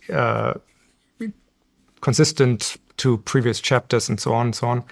If you would give every chapter to another team member and write a book, there would be no cohesion between these kind of things. So like especially if you don't actually if you try to do it all at the same time, because then no one can coordinate. No one knows if who Bob really is. Bob shows up in one chapter different from other chapter. A lot of companies unfortunately run like this and just try to like write a book by accelerating it in such a way that they parcel out the tasks and give them to a bunch of people, and then you end up with kind of a mess. At a certain size, when a task is bigger than a book, you can't do it with one person anymore. Now you do need a team. So, but you should understand, like every single time, like if you do this, you are still trying to create something that feels to the people who are gaining, like on the other side, like the product needs to feel like it was written by a single author, even though you had, in our case, like 3,500 engineers building the thing. So that requires an enormous communication challenge, which isn't to be underestimated. The second best size of a team is 5 with an ability to flex to up to 8 for a short period of time. But it needs to be temporary. That's what we found. It seems like that the military came pretty much to a similar conclusion, right? Like with in squad sizes. I am not a military expert, but it certainly seems that way. I found that these teams, like I think parceling things into teams that fit that mold, that size, is the best, as long as you have a clear person who plays the role of editor, and someone who kind of knows what overall needs to be produced, how to make decisions, someone who can be escalated to if 2 teams disagree on something, and who can help with coordination. That's basically what these 6-week reviews do at the global level. And then I work with lots of others who hold the editing pen in other areas, at smaller levels. I don't know if that specifically answers your question, but I think what I've found is there's a lot of myths around that really, really are in people's ways. And I think this is why a lot of scaling of small companies ends up going poorly. I have a pretty controversial take on this. I think part of the reason why there's so many myths about teams and around is because only people who have time to write books are sort of middle managers. It's not really the people who actually ended up making the difference or having the leadership position that truly end up writing the books. Whereas usually the books are written by middle managers who ended up being in some industry that was just experiencing rapid growth for extrinsic reasons, like telecom. Like the telecom industry in the 2000s, went through half a century of mega growth. It was like it started out at, let's call it 100 million, 100 billion size of industry, went to multiple trillions just because of demand, right? So if you had a pulse, whatever you were part of grew a lot, probably despite of everything you ever did. And then people make a lot of money and then retire and then write a book about their pet theories about how they did it. And that's what everyone studies in business schools. And it just is completely independent of what actually matters. So things like don't micromanage is one of those things. No, micromanage. Like, it's crazy to not micromanaging is an insane idea. Like, you gotta be in the details. Like, don't micromanage if you don't know what you're doing. Like, don't do the things that make your team do worse than what they otherwise could do by themselves. Mm-hmm. But always be there to help them do better if you can, right? So, but like you find so many people who are like, oh, I don't want to be a micromanager, but like, you guys are basically barreling down in this car at 200 miles an hour, going over a cliff that you just can't see yet. And I know I have a map and I know it's there. No, like, just like actually help them drive around that thing. Like, that's a good idea. And so, so that's, that's one of those kind of things. I got myself in a lot of trouble with just sort of getting out of the details for a while because I thought I need to become, I'm running a public company now. I need to be CEO, like, I don't know, from central casting. I need to trust but verify, and or not even verify, just trust faults everywhere. And it's like, that's fine, but like, it just doesn't lead to like, eventually people will know what combination of words causes trust, and everyone's allowed to be an intelligent actor in the local incentive system. So if you can basically do whatever you want, and as long as you just use a particular way of explaining it, you will. And because that's expedient. And so eventually things will go poorly. What I've found with my direct teams is I want people who have some strong specialization in something. Usually it might be the law as background, or it might be an engineering background, or design, or anything. Like, I want to work with people who have like been clearly excellent at something, and then spend time adding more skills, like building range and perspective. I want everyone in the team to be able to like, at least in theory, do a reasonably good job switching roles with others in my executive team. I want people to be as little beholden to orthodoxy as possible. In fact, I actually require for all my team members and leaders that at least once a year they go to some international conference or maybe a podcast and talk about how they do their area of the business differently from how other people do, and therefore better.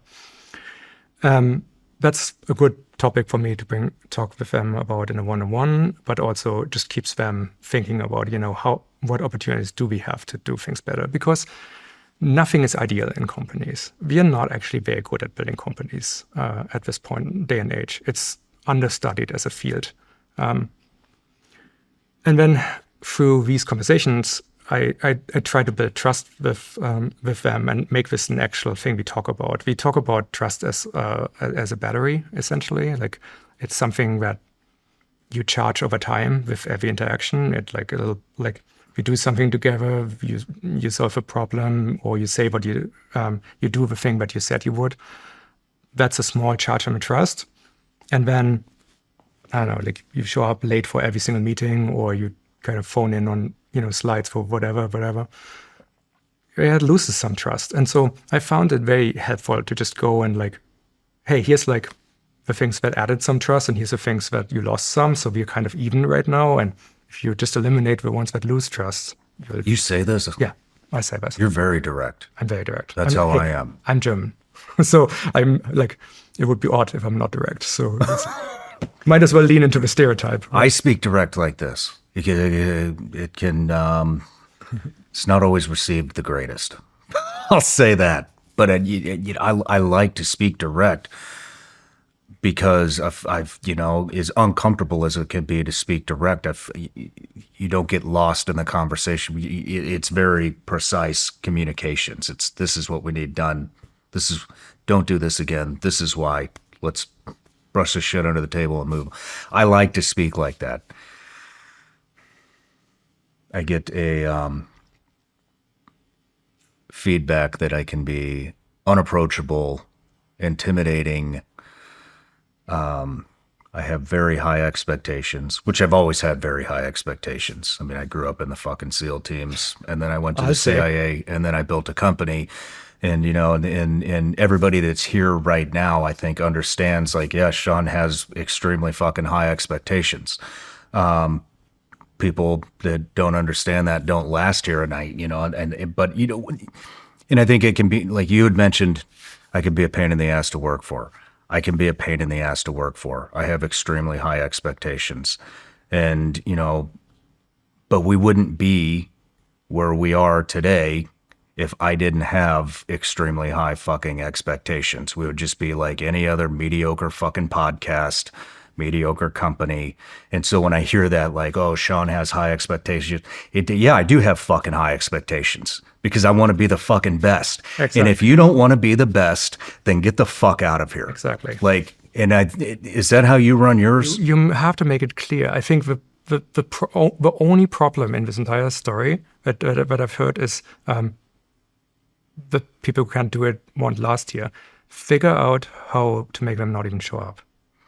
Make this more obvious. Like, and it's funny how hard this is for companies because there's this sort of belief that like every company should be absolutely for everyone. No, that's like not right. Like companies, we want diversity in companies.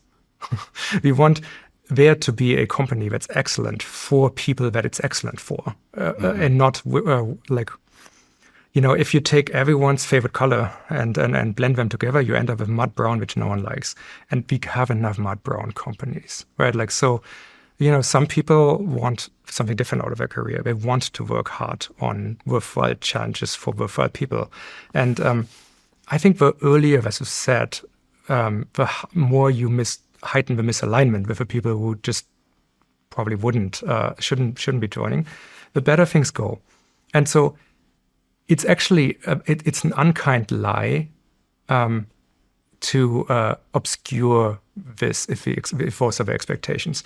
And these expectations, the high expectations and the exacting standards and the hey, we are building something unique and that is uncomfortable, but we are, all that is 100% load bearing for the success. There is no chance this is a accidental success that happens to had these sort of downsides of high expectations along the way, and because of this, it was harder than it otherwise would have. But like now that we have arrived somewhere, we can stop having these expectations. No, fuck, they are the reason why everyone is there, and everyone who wants to work for you wants to work for you because that was part of the story, and if not, then it's not gonna work. And it's actually kind of an unkind to not tell people early because they might, you know, our careers are not that long and people should like only work for places where they can be one of they have a potential to be one of the top performers at. And if we already figured that out in recruiting, that like, yeah, probably not going to be one of the top people, or probably isn't what they are going for, but like they'll be a solid contributor. Yeah, that's miserable. Like, like someone who's a mediocre performer at your podcast will very likely be absolutely badass somewhere else. So let them go be top performer somewhere else. I think that's a hard one lesson, and it's, you know, maybe even an unpopular thing, but it's also just kind of true. And as they say, truth doesn't care about everyone's feelings. So it's better to explain this. I mean, thank you for that. I can tell that, I mean, it's very obvious that entrepreneurship is you are very gung-ho about that. I mean, that's the whole reason, you know, you started Shopify, is to jet launch entrepreneurs. And in you know, just through our discussion, I can tell you, you know, you've found a lot of freedom, and I have too, and in entrepreneurship. And it sounds like you think there's no better time to become an entrepreneur with everything that's going on in the world right Completely. now. And so, why is now the time to become an entrepreneur? I think it's the perfect storm right now of where like individuals and small teams have more ability to do greater and greater things than at any other time. If I don't know, this is really absurd, but like if you look at a sort of global GDP through all time, there's charts for this. Like I think our World in Data is a great website which has these kind of things. You can look at from like Christ's time. We had like for 2,000 years GDP on planet Earth is exactly a map for how many people were on planet Earth. The only way to create productivity, if you will, which is what GDP measures, and of course these are approximated numbers because no one actually reported GDP in 800s. But the only time productivity on planet Earth went up is when a person was born or when a beast of burden was added. And so then we have Industrial Revolution. We figured out how to use steam to make kinetic energy and then electricity. And suddenly these things decoupled. Suddenly we could use kinetic energy to make things. We could make factories and steel and like railroads and all these kind of things. And wealth in the world due to productivity just massively increased, right? This is where everything we like about the world, about the economies we have, about the standard of living, about how many people we can keep alive, all this stuff happens because of this one moment. And now we have another thing that we put on top, because it's not just kinetic energy, we can also project intelligence into worthwhile tasks in a loop forever until they're fixed, or until we know they're not fixable. So because of that, we now have like a small group of people are not like only have the skills that they show up with. They also have not a work class, but like if a best programmer in the world is a 10 out of 10 programmer, like every team, every individual on planet Earth currently has access to a 6 out of 10 programmer as well, and a 6 out of 10 designer, and a 6 out of 10 entrepreneurial advisor, and a 6 out of 10 lawyer. No, there's a lot you can do with this. And so it's just a glorious moment for more people to reach for independence, because we are at the beginning of something and there's leverage in doing it. And also because I also just almost want to persuade people to try it, because I think one of the best versions of the future is one where many more people are active participants and put something out there again.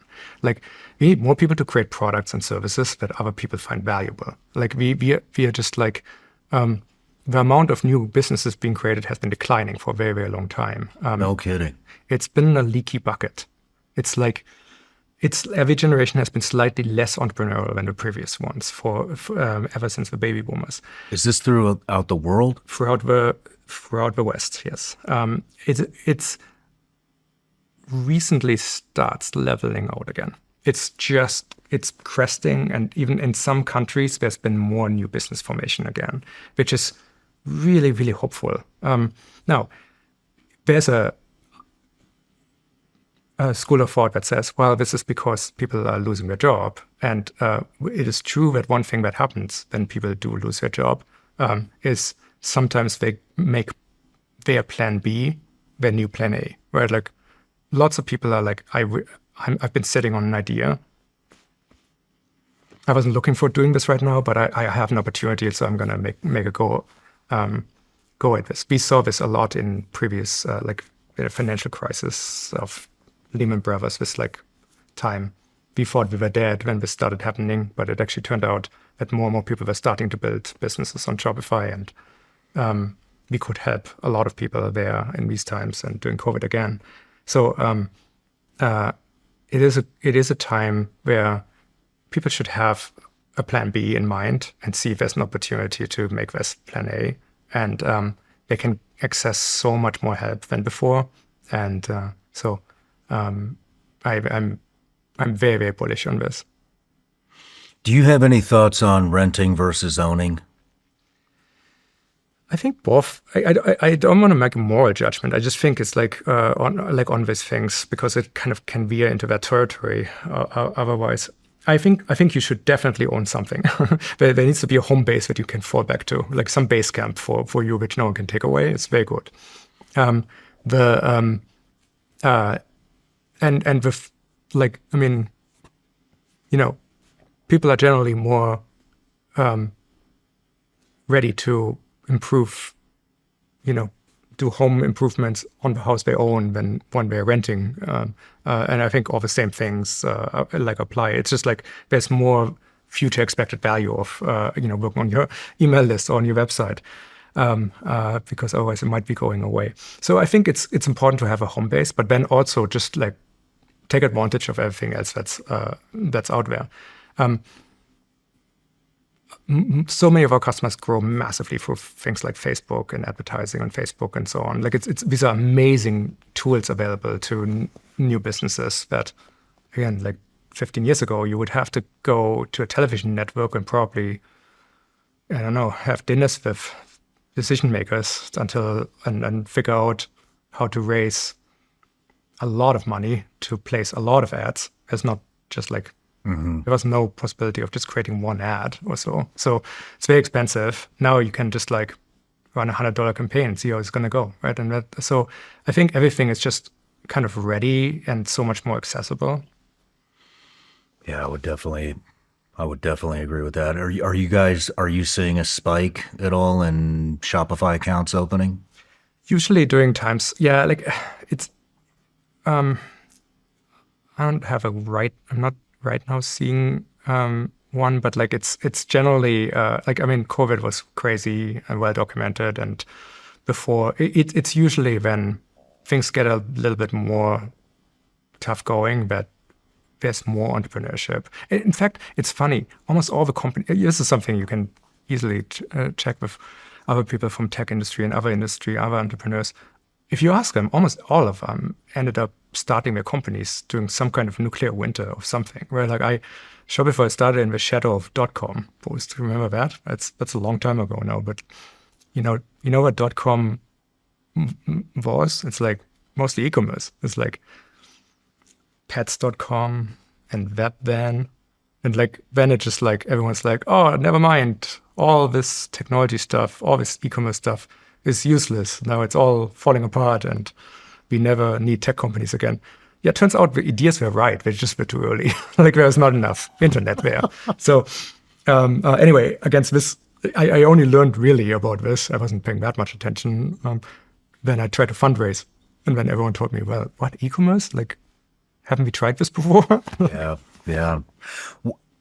What about,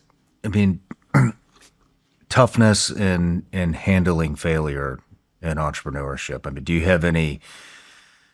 have any failures at Shopify that you want to talk about how you got through them? Or I think I think the best I can do there is essentially just confirming that what much more eloquent guests you have will also say. I know you're like you have a Jocko episode somewhere around here, and like he I think he makes a point really well. It's like you gotta roll with the punches. In fact, like life is a school of hard knocks. It's like you gotta learn from this stuff. Like a common sentence around Shopify is like, well, if you have to eat shit, don't nibble. Like just go. I love that. I mean, I think that I've had a lot of failures. I mean, well, I can't say I look forward to the failures because nobody does. I mean, it is your, to me, You learn. it's your roadmap. It's all right, that happened, that sucked, that cost a lot of money, that cost a lot of time, that was painful, whatever it is. But now I'm never fucking gonna do that again. Exactly. Ever. Yeah. Ever. I mean, we have this case with like, we have had downtimes because someone made a avoidable mistake, right? And it's like, okay, well, what happens then? my sense is like anyone who has enough professional pride is plenty fine on the self-flagellations about this. Like, we don't have to add much. I'm just like, yes, this was expensive. Yes, we all wish it wouldn't have happened. See it as your tuition. Like, it's like a degree, know one more thing that is going to be incredibly important for you to have learned for the rest of you. I know, like, people are like, well, are you firing people? Well, I mean, no, because I just paid a lot of money for them to learn this lesson. It's like, this is the worst time to fire people about this. So I believe in second chances. Now, if the same thing fails the same thing a bunch of times, then, my offer of second chance becomes highly conditional here. But like, it's like, it's, I think, I don't know, I've gotten to the point, I'm feeling a little bit like a veteran of the roller coaster of entrepreneurship now. Then I find out my company is actually, like, I thought we were good at something, and then I look deeper and I realize we're bad at it. I'm excited. Like, it's like, hey, we're doing pretty okay. And we were terrible at this thing, which we now know. So now I know exactly how to become a better company tomorrow. Just like, this is like, my roadmap is clear, to your point, right? Like, so I think you can adjust to this, but this is almost not helpful, I think, to say, because I don't think that makes it easier for people who have to go to hell. You just have to go for shit, like eat some shit along the way. You're gonna make mistakes. I've made huge mistakes. I had to an entire department, a massive part of a company with over 1,000 people that we thought was going to be part of Shopify's what we call main quest, basically what we're working on in logistics. And we had to exit this business, and I wrote about it publicly about how I made this decision. And because I also think you need to say when you make a mistake, it's okay to say it, right? Like,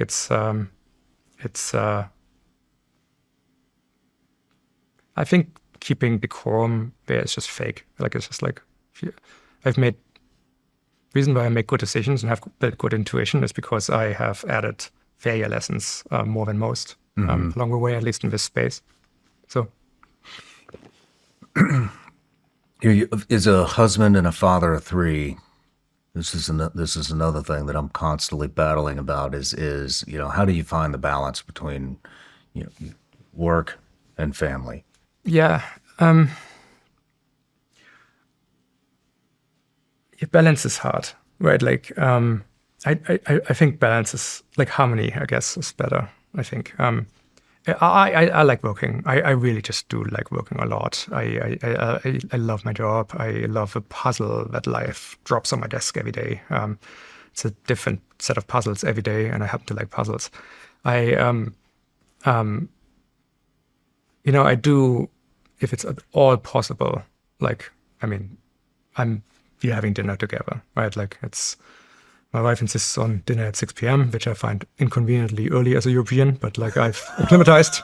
And we have dinner together, and then my kids now, every boys, they're all sort of at 10. It's at 11, 13, 15 now. So there's plenty of things for us to do together, which is really, really awesome. We played video games together and stuff like this. We try to have hobbies, but like, I do try to be there as much as I can. Luckily, we have phones. I know phones have a bad rep where like people are not present, but like, thanks to the invention of phones, I had a much, much, much larger presence in my kid's life than I could have had if phones wouldn't have been invented. And so, a little bit of multitasking, a little bit of like, hey, I can actually go with you to the thing, because in worst case, I need to step out and take a phone call. Mm-hmm. And the kids also knowing that, that's a choice that I make and I stand by, and they will they can make different choices later, but like, we're building important companies that are meaningful, and that's what our family does. We're builders, right? And so I think that's keeping all this in harmony rather than trying to think about it as like rivalries too much has worked very, very well for us. Are you able to be present with your family? Yes. Or are you constantly thinking about how to improve and make Shopify more successful? Okay. That is a background process that can go on very low priority, but I don't think I can turn it off, truly. I don't think I'm able to. It's just, so does that mean I'm not present? I mean, it's like, again, it's me. It's like as present as I can be, right? Like, am I as present with my family as I can project presence on any individuals? Yes, like absolutely. But I don't know. There's like, I'm kind of, I think, by nature a little bit like predisposed for solving problems and wrestling with issues. And like, again, I like puzzles. So I think, I don't know, I've learned to be unapologetic about that because, again, a lot of books talk in absolutes.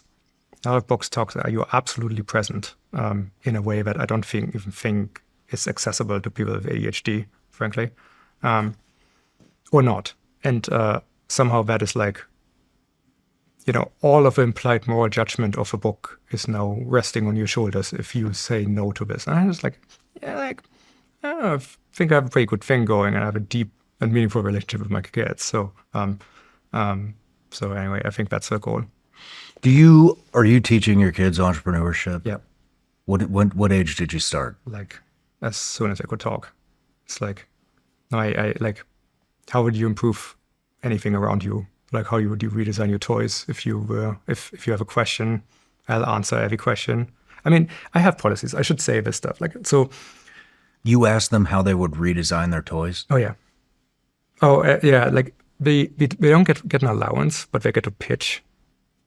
So, like, they can look for opportunities, like, rake beliefs or whatever, and we negotiate what they would make. And, the nice thing is they've all realized how lazy I am, so or busy, and so therefore they completely intuitively by the time of I think the youngest was 4, worked out how to make a cartel, and like it's just like we're going through all of business history here, like in a like they now have a monopoly on all sorts of things, and they're stocking my favorite chocolate that I have a weak spot for. So like it's hilarious, and I love it. It's like I love them kind of hacking the system, and just because again they are also little people, and every person is a intelligent actor in a local incentive system, and for all the designing of an incentive system you can have and do as a parent, you can't really prepare them. So, but you know what? They're pretty good at preparing themselves. They're pretty good to see through the games and figure out what's behind it. And I think I love all that. We've done lots and lots of like trying to expose them to hard problems. Like that was really hard because of COVID is the COVID period, and especially Canada COVID was sort of like California COVID, and a little bit more enthusiastic about somehow never going outside again than most places, so sort of the school of hard knocks was kind of hard to reproduce. So we did a lot of this with, I just got them to play way too hard video games, like together as a team, and like basically inducing chaos and problem solving. And Dungeons and Dragons. My wife ran a Dungeons and Dragons campaign with them, which was like designed to be really hard. And so it's like this kind of stuff. So this is other things we prioritized, and it helped. I love that. How would you reinvent your toys? I want to break the idea as early as possible with my kids that the world just is. Everything is changeable. Everything is improvable. Everything around them is designed by people who are no more intelligent than they are, and potentially didn't even care about it as much about the thing as they care right now as kids, because there's nothing more real than a kid that's all into something. They don't do that for any kind of external or extrinsic approval. It's all intrinsic and true. And the real motto of our family is really that it's a super simple sentence. It's just everything is interesting. So we don't allow our kids to say things like that they're not good at something. They can only say that they're not yet good at something. Like they correct each other at this point. If it's like, I'm no good at public speaking, everyone looks at them, yet, and then everything's okay. The reason is like everything's interesting because it is. Like if people I don't want my kids to treat anything as a black box, right? Like it just like this just is like a computer is not allowed to be a computer. Like a computer actually does things. It's a thing called a transistor, which makes something called a NAND gate, which then makes some other gates, and at some point you can do calculations, and then there's memory and accumulators and a CPU, and eventually it just math. It doesn't do anything magical. It just does a sequence of steps that manipulate memory really, really fast. And so magical things happens when you can do something very simple, very fast. And so, just breaking black boxes with them is important. So my policy is when one of my kids comes up at work from home anywhere and asks me a question, I will stop what I'm doing and I'll answer it, always. And they know to not misuse that now, but they used to, which was also adorable and funny. And usually I try to answer their question. If I can't, I sit down with them and figure out with them how I would research the answer to the question now. And then I send them to go do it. And then they have to report back, ideally, usually at dinner. And so I think that those are sort of little vignettes in how this all goes. And I think that's, are we perfect parents? No one is, right? Like this worked for us. Yeah, you're instilling critical thinking into your kids. I love that. I just started this with my 4-year-old. Now when he asks me for help, I ask him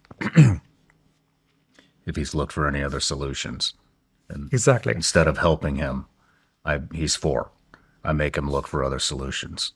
And then sometimes he can find one, sometimes he can't, but at least he's going through the motions of, oh, wait, maybe there's another way out of this. Maybe there's another way to solve this. Maybe there's another way to fix this, instead of just asking for mom and dad to help every single time. I love that. It's exactly the same thing. What I love specifically is the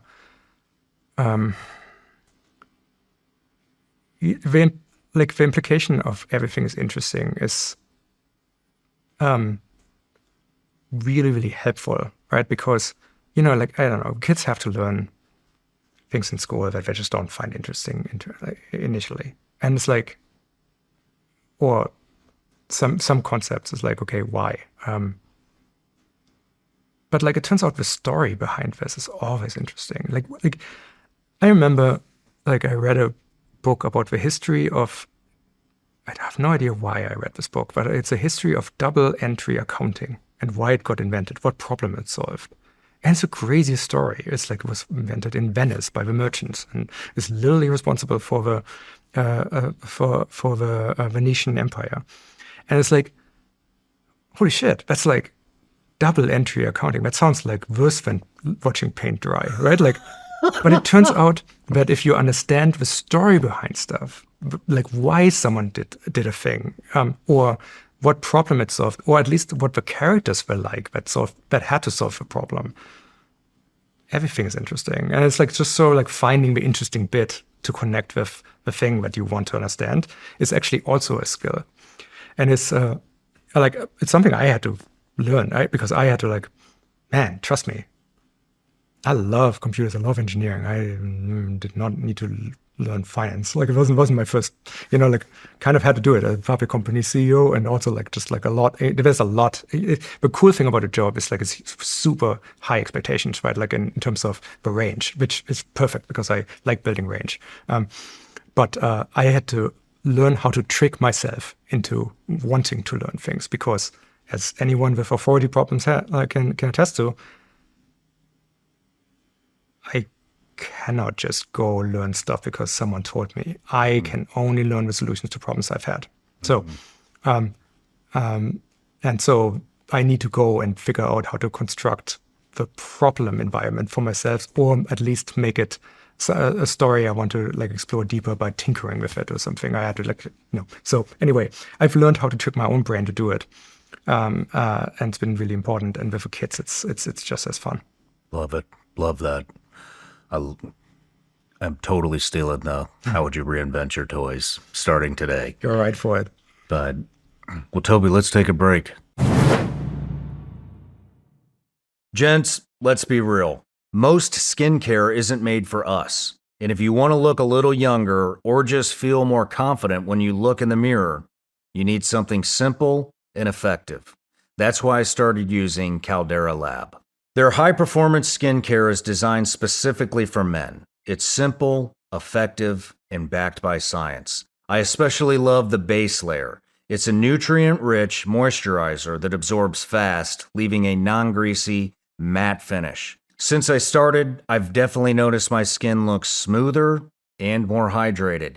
My wife even noticed. Caldera Lab spent years developing and testing each formula with leading cosmetic chemists to make sure it works. In a study, 100% of men said their skin looked smoother and healthier, and 93.8% reported a more youthful appearance. Their award-winning serum, The Good, is packed with botanicals and antioxidants, and their eye serum helps you reduce the appearance of tired eyes, dark circles, and puffiness. You don't have to settle for complicated routines or steal your partner's products. Upgrade to skincare that's made for you. Upgrade your routine with Caldera Lab and see the difference for yourself. Go to calderalab.com/SRS and use code SRS at checkout for 20% off your first order.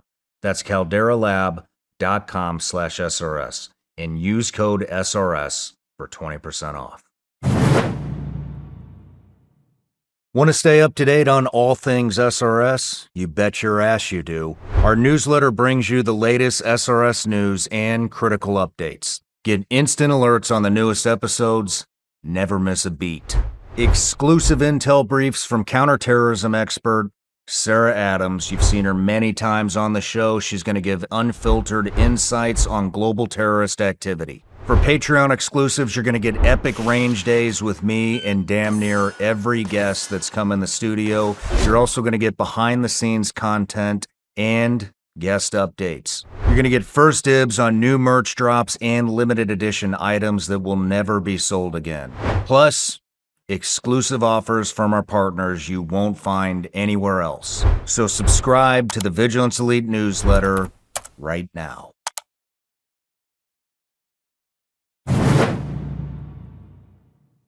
I talk about all the stuff that's going bad because I'm concerned and I'm foolish enough to think that maybe I can make a difference. But, I think that it's weird because the interview that's releasing today, we talk about this exact same thing. But, I think the biggest,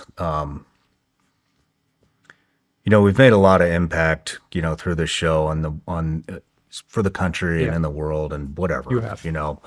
But I think but the thing, like the biggest impacts that we've made are the guys like Justin Hughes who painted these paintings, and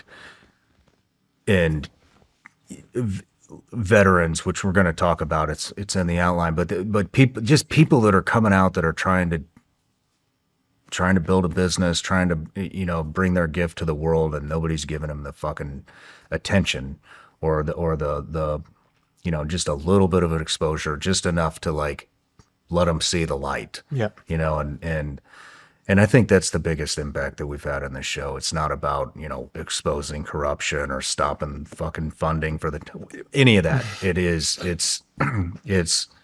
It's people that have been able to make a new life because we gave them the time of day. Totally.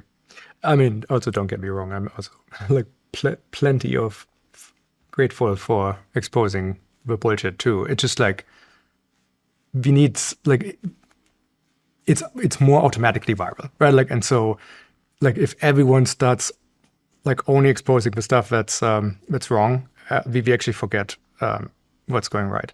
There's an effect. I don't know if you come across this. I think Derek Thompson wrote about it. I was not. I think in Atlantic. That's where I saw it for the first time. The I'm doing fine, but everyone else is fucked effect. Have you come across this? Mm-hmm. Like, I think it's like 80% of people think, like self-described in the United States as I'm doing okay, but I think like 80% of the people around me don't. And like, that can't be true. Like, so how has our perspective so skewed? There's some countries where it's like 90%, like South Korea. 90%? 90% of people think. What do you think it is? I mean, I think it's self-indulgence and the inability to self-reflect, if that's what you think. But I think it's not as many people are doing, some people are doing poorly, 100%, but it's not 80% of everyone else, right? This is the thing. It's like there's fewer, like, in fact, in a lot of ways, it depends on how you look at things. Like, again, like, I don't know, it's just like the richest person on planet Earth 100 years ago could not have had a cell phone. In fact, there's a lot of things they couldn't have had. They couldn't, just like we've come pretty far.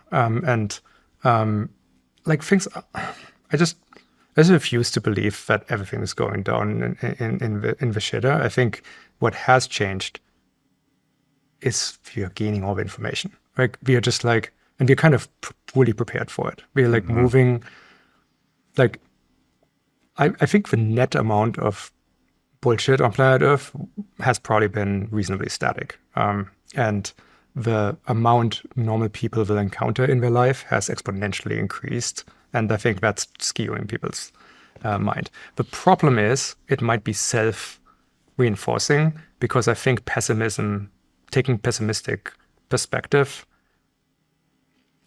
just means people don't do things that they otherwise like. If you think you can succeed, or like again, you need some optimism to, like, you can't start a company unless you are somewhat optimistic about the future, right? Like you kind of have to know that at least your own tomorrow is going to be better after you start this company, but not to engage in doing something.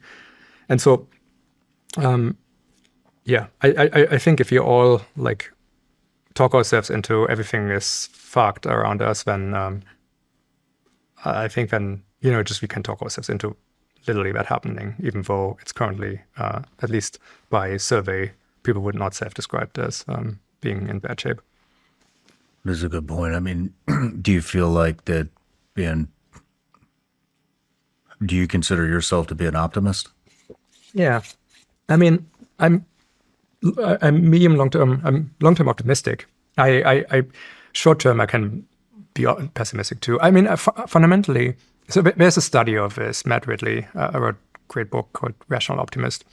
And he sort of made a study of optimists throughout time. And the conclusion of the book is everyone who made future predictions that they're optimistic was ridiculed, underperformed the people who were naysayers about the future. Very much so. Got a lot of shit for it. And all of them were too pessimistic for the future that actually ended up happening on every issue they were optimistic about.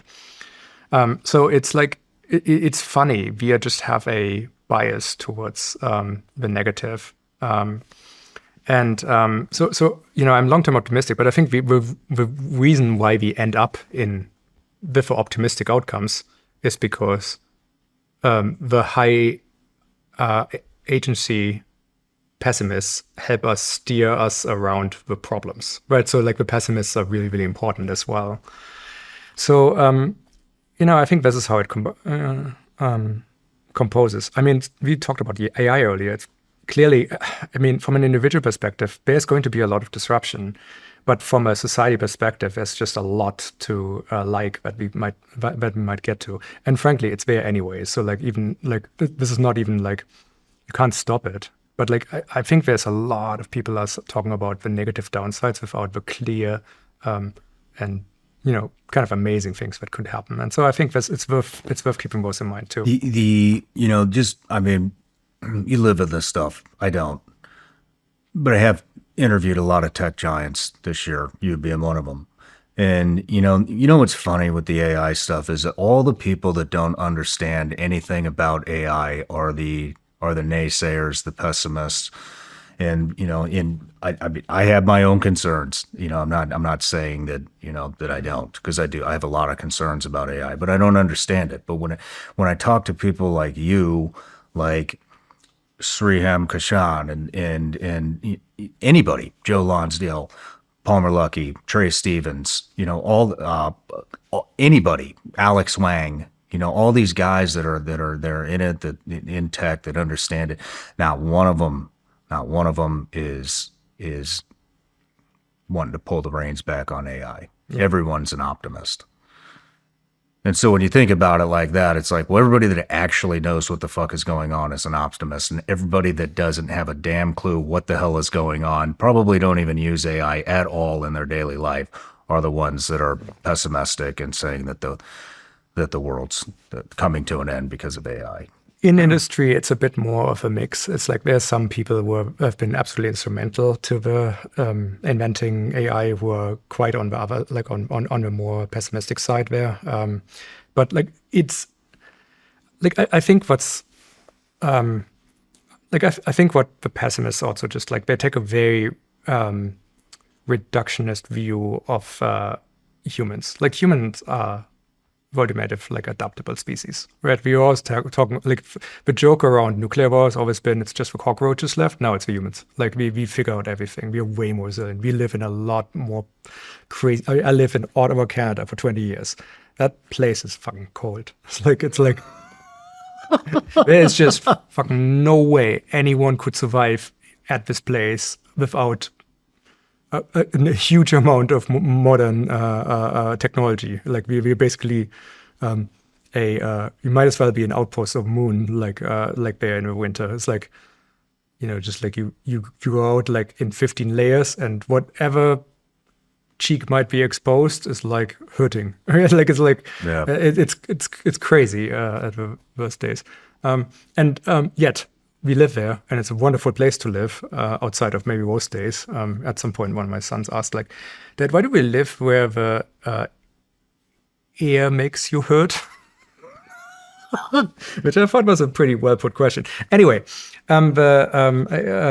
so, like technology is all around us, and technology actually is there to make our lives better and make us be able to do more, and like make them like the ambitious people be able to accomplish more, or in fact inspire people to like reach higher. Like, I mean, I don't know. I was inspired by the technology I used to build Snow Devil. Like, I used random Japanese programming language. It's not the programming language itself, which is like ultimately more amazing than other programming languages. These are all just sort of dialects of each other. But like somehow it spoke to me, or rather, I felt my brain spoke Ruby, and I just didn't know it. I found like I could write better code. I was more inspired to sit down, and like this is just technology doing this to me. And I find like exactly the same thing with AI. It's just like the sort of unbridled fun you can have just tinkering with it, just trying things. Like there's a new model that came out this week, and it's just like you make like incredible infographics, like or just like. Like I was reading a white paper on some rather dry stuff, and I just put the white paper into this new model and said, show me what like a amazing professor would have at the end of a lecture on this topic on their whiteboard. And it just made the whiteboard, and it was all like here the concepts and connecting and showing, and it was beautiful. And it's like so much easier for me to learn this way because I just like the visual thing. I just could sort of think myself into a classroom with a eccentric but wonderful professor making like blackboard sketches about the topic, and so like it just like made all much more sense. And like that's crazy. That's coming from a bunch of floating points that someone trained in a data center not far from here. Like, how is this possible? This is like modern magic. And so it's like the wonder of it is just wonderful. And so I want to be optimistic, because what happens is when more people, I am not an artist. I can't even with an actual whiteboard, like after I know the topic perfectly, ever make such a beautiful, like if any amount of time I could not have done the same thing. But I have demand for this. Like I want like the computer to do this for me. Now I know I can cause a computer to do this. Maybe there's a business there. Like if maybe you can follow this thought all the way to like a new form of education, which then inspires more people, and so on, so on. Like this, what we need to do is make services and products for each other, right? And that depends on the tools we get to use. And those are giving us leverage, just like electricity did at the Industrial Revolution. So I just feel like it is quite predictable, because we have played out this movie many times before in human history of what happens when you give everyone an incredibly powerful new lever and tool. I'm with you. You know, I don't use it that much, but you know, my team here, they use it every day. They're always wrapped up in it. They're always talking about it. You know, you know what I've noticed is that it seems to it's like you can offload bandwidth out of your mind into an AI, and it just frees up bandwidth to make it enables you to work on, you know, more important things, more innovative things, because the AIs, I mean, you yes. basically said this at the beginning of the interview at some point. Yes. That, you know, it's at least I think you did, maybe in different words, but it's creating more bandwidth in people's minds who learn how to use it. Yes. And I 100% see it in my team here. And so everything that I've actually seen, other than deep fakes, is positive. Yeah, you know that. And those are fraudulent, so they are illegal, right? Like this is the other thing. Everyone's like, well, what we do about the things that can now be done? Well, they are legal. You know, like our existing body of laws is pretty clear on how we think about fraud, right? So, I mean, but like it's not like again it. Now I feel the need, as everyone who talks about this, to acknowledge that there are, you know, anything that's powerful can be used powerfully for good and for bad. What then matters is how distributed it is. And I think it's also that we live in a time where, like, I don't know, like the second, like again, I run a company that's like makes billions of dollars of revenue, and is worth hundreds of billions of dollars, and it's I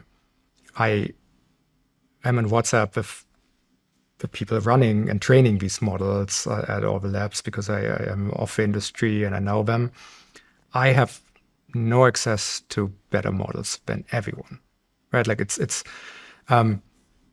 the second they release something, it's going into an API. That API can be called from everyone's computer that's connected on the internet, which really is every computer, with the right command that you can literally copy from a website and paste into a window of a program you've never launched called Terminal. And it will respond from that quality API for less than a penny. It's awesome that we live in a world where, like, we could live in an alternative world where these things are trained and someone pays $100 billion to purchase it, and then there's a one-of-one and only one entity or one company could use this, and we are not living in that world. And I think that's amazing. The open nature and the direct distribution is the thing that I'm like so thankful for, because it's completely path dependent. Like this just happened. This is how the first one got released. It created an aesthetic for releasing these, and therefore all of them are released. We'll never think about it again. But the world is incredibly path dependent. If slightly different choices than the first Chat GPT or GPT would have been released by a handful of people in an office in San Francisco, would have created a different go-to-market strategy, which then everyone would have copied that. And we would be in a completely different world. So I think we are in one of the most optimistic outcomes where like these things are extremely well distributed and available, and everyone can tinker with them. And I think that's good. Man, you got a great way of thinking about things. I love chatting with you about all these random things. You know, we're getting a little. Let's get into some of your hobbies. You know, on the break, by the way, nice shooting. Thank you. That was amazing. I'm still smiling from this. I mean, this is me smiling. Like, this is about how much you can. That was like, God damn it! It's like, I kind of hoped it wasn't as fun as it was, because I have to go back to Canada and I can't do this. So it's a good time. Well, I got you a present.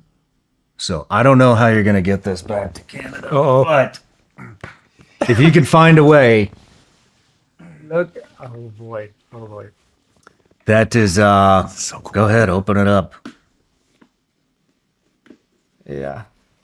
That's the SIG P211 GTO Sig Sauer's first attempt at the 2011. That's the same one you were shooting out there. Yeah. So I got a friend at SIG. His name's Jason. He's a huge fan of Shopify too.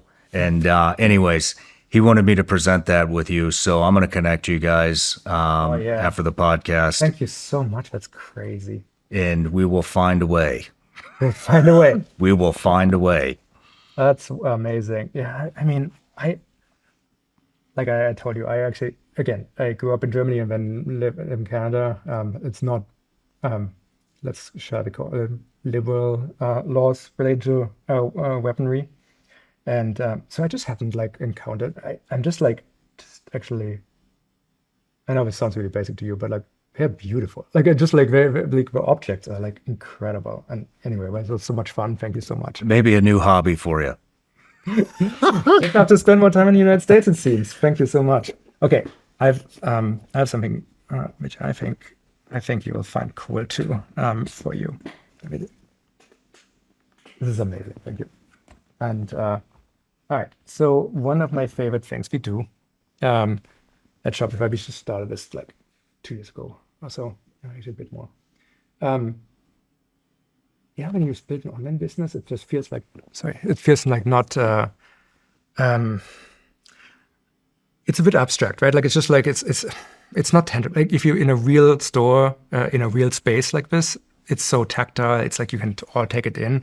If it's busy, you can sort of, so you build an online business and it's like, it's amazing. It can be very big, but like, it's just like, there's something about our brain that cannot, even when you just look at numbers, it doesn't matter. So we were talking about your business, and like it's going really well. Like it's not just a little bit. Like you started 10 years ago, and like we've started making these like physical, just like moments to celebrate like milestones for people, and then Harley, with my president of Shopify, we take them, and sometimes when we travel, we get to give them to merchants as a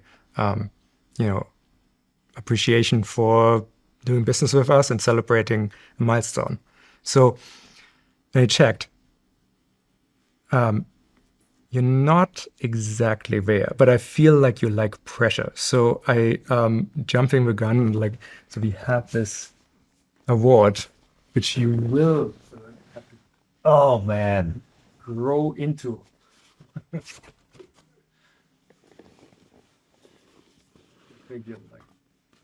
Oh dude. Yeah, That is awesome. yeah. It's Congratulations, Shawn Show, on reaching 100,000 orders. in January. 2026. So So we must be close. you're close. I think This is awesome. we've used AI and predictive models to model this, and we believe we can just make it. And I feel like your listeners can help out.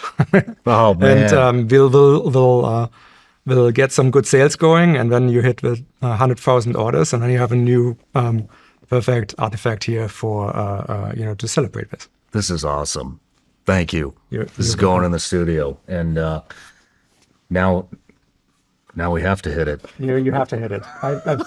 So And then I have one more thing which I want to show you. This is actually really cool. You was just about to say we were talking about hobbies. Have you seen? Do you know what an LMP2 car is? no, Okay, so Le Mans prototype. This is what I'm racing in IMSA WeberTech. So this is what the car looks like. This is the next. This is just the way the design looks. Yeah, I'm really excited for it. You know, cars are faster than they look cool, right? So, and shit, that is cool. and on that car we have a space reserved for Shopify merchants. So yeah, like the your brand, if you're what? great, yeah, Yes. vigilance lead will. Holy shit, this is awesome. Are you serious? Let's go. It's cool. We love wrapping our brands. So Dude, thank you. Holy shit, that's cool. yeah, Thank you. if you come to one of our races, they are really fun. I would love to come to one. Are you going to race? Yeah, it's Yes. so fun. It's every single time I get into these cars, I'm like, I can't believe they let me do this. And then for first lap, I'm like, I can't believe. How is this supposed to work? And then you just get used to it and you remember it, and then it goes good. But Man, thank you. That is very cool. Thank you. I think that's very cool. Thank you, and thank you so much for a kind gift. That's awesome. My pleasure. So let's move into, I mean, you have some extreme hobbies, calculated risks. Let's talk about some of that. Okay, so I feel extremely self-conscious to talk to you about risk. I feel like that's not, maybe a little bit more on the adrenaline side, let's put it like this. But yeah, I mean, I like kiteboarding, that's fun. But I think motorsport is just something I got into the last 10 years, and I have started taking much more seriously now. As every hobby, it's full of terms and lingo and so on. It's hard to talk about it without falling into terms that people will have no idea about. But I love. The first time I got on a track, I was just like, it was kind of similar to the shooting earlier. It's like, I thought I'm gonna like it, but of course it was so much better than I expected. God damn it! And so I unfortunately know this movie anyway. And so I kept coming back to track and track days, and eventually I did some races with friends. Mazda Miatas, right? You just old beaten up Mazda Miatas, rip out everything, make them light, and we did endurance racing, which I like particularly. It's when you go and race with some other people, some other drivers together for 6-8 hours, and you share a car. I didn't take it initially too seriously and just had fun. The common story for me has always been I love doing difficult things surrounded by friends. And to me, entrepreneurship is like this. Racing with teammates is really good. And eventually I get in a car that it's called a radical car. It's a track, a car that's it doesn't look like a McLaren or Ferrari or something. It's just made for the track. It has lots of downforce, right? Downforce, as in pushes the car to have extra grip the faster it goes. You hear these stories about Formula One cars who could drive on the ceiling of a tunnel, no problem, because they can. It's like they generate a ton of downforce. Anyway, and so like I got into this and that became my hobby. And the best thing about it is that it's something, it's one of the only things that you can do with professionals together. It's like amateur and professionals drive in endurance racing together. And so yeah, I'm racing cars that are these high downforce cars. They're called Le Mans prototypes, LMPs, LMP2s to be specific, which is the top class of amateur, like pro-am amateur class as an amateur. And Daytona 24 hours is the biggest race I've done. I am planning to do the 24 Hours of Le Mans this year, which is the largest race in the world. That's awesome. And I just love it. That's awesome.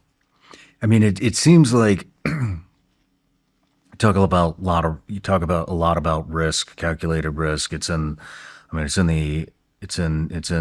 outline several different times. I mean, what do you say to people that go through life always playing it safe? Yeah. Curious what you do, because it seems like I've had this observation, like I can usually tell who of the people I know like broke a bone as kid, just because if they didn't, they just spent a lot of their life trying to avoid to ever break a bone. And the ones who did kind of know that it's it sucks, but it's not that big of a deal. And I think ultimately it's better to break a bone at some point as a kid when you heal pretty quickly, and then afterwards, I think people make too much of risk. I mean it's clearly a factor, but like to avoid risk, you have to be careful. But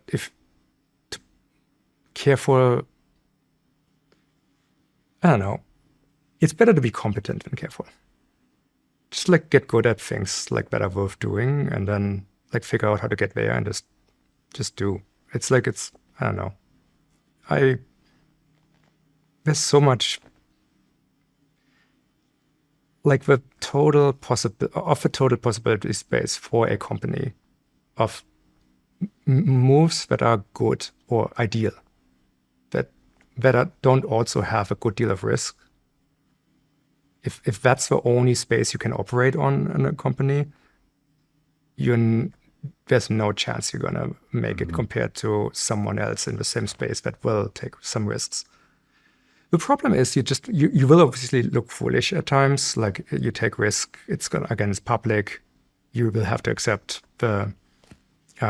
something doesn't work. And you do, and you move on. And you do that once or twice, and then you realize, well, that's not so bad.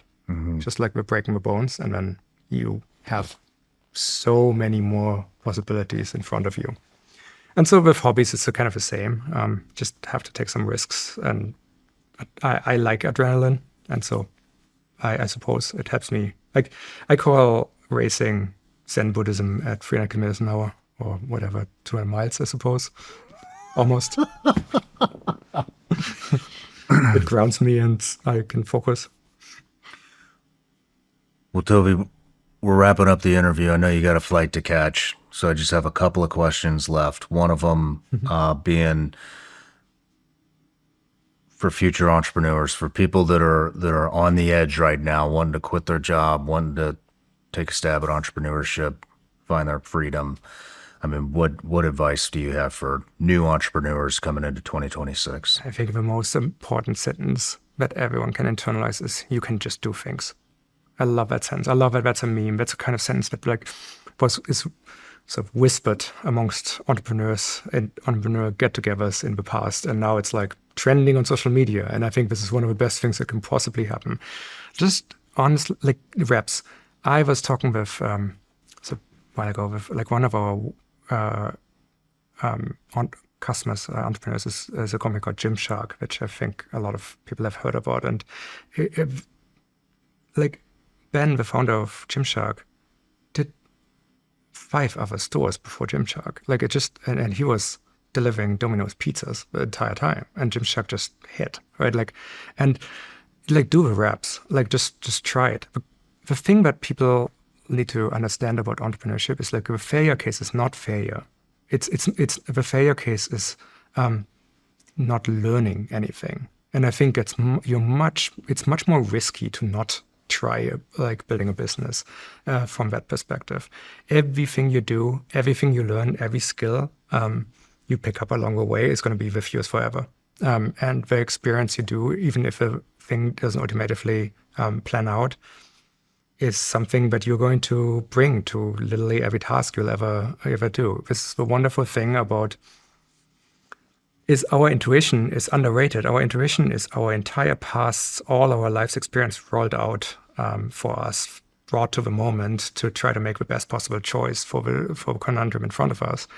And if that involves what it's like to start something, to build something, to negotiate deals, to potentially have employees, to be responsible for someone's livelihood. If any of those things are in your past, you just will make a lot of quite valuable decisions with more accuracy afterwards and higher competency.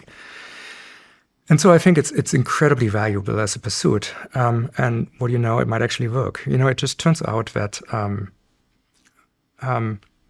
unless you're trying to build like a business that is sort of another version of something that someone else has already done without many modifications. If that's what you're doing, that's really busy space. Mm-hmm. But again, on the internet, you need to find your 1,000 true fans. That's it. That's the job. If you build something that 1,000 people will be deeply into, you'll figure out how to build this as a sustainable business afterwards.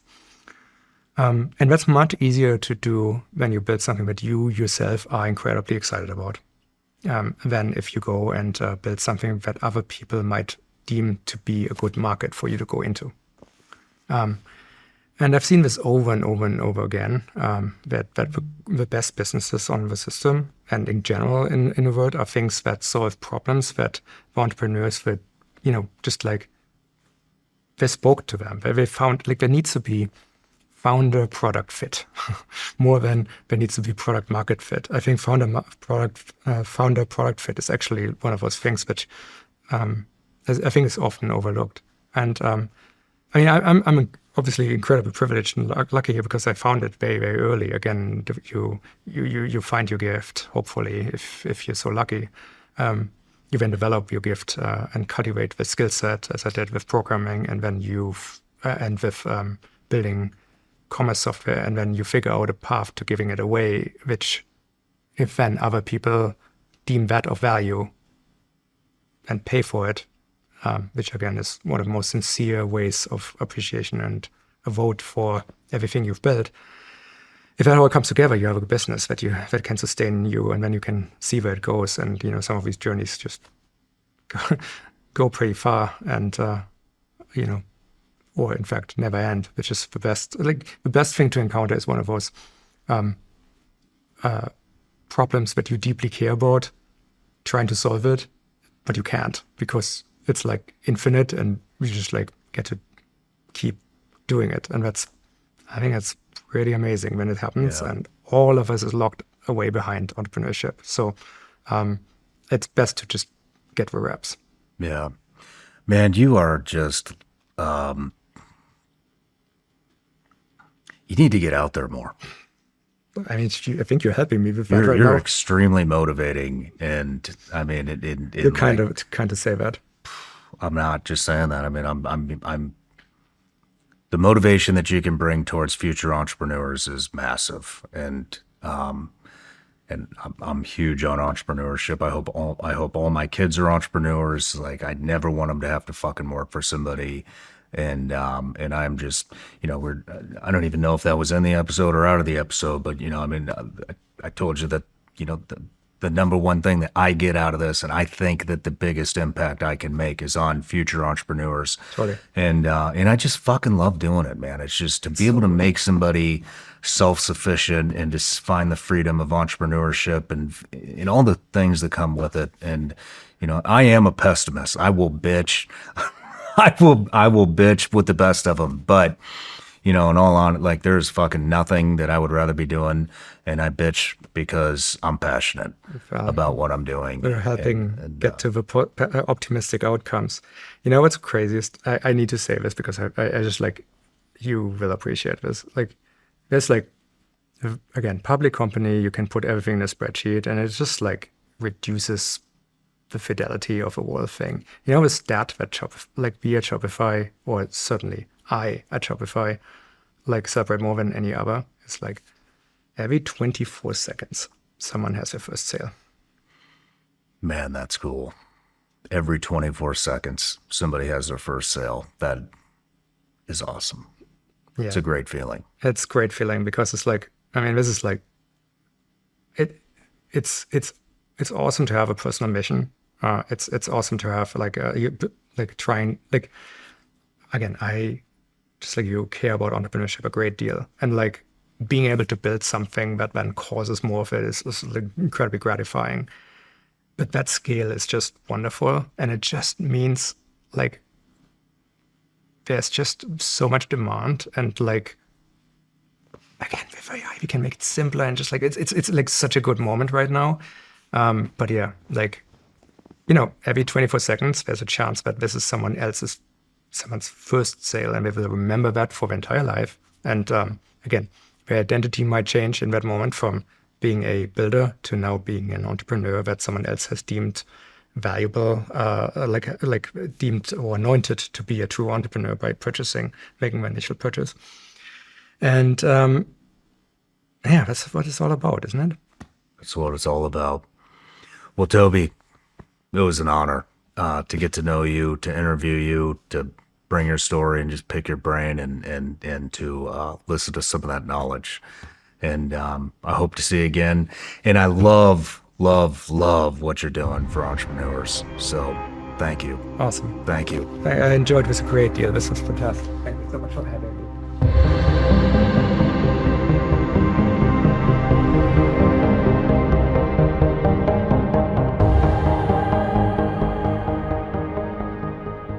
No matter where you're watching Shawn Ryan Show from, if you get anything out of this, please like, comment, subscribe, and most importantly, share this everywhere you possibly can. And if you're feeling extra generous, please leave us a review on Apple and Spotify podcasts.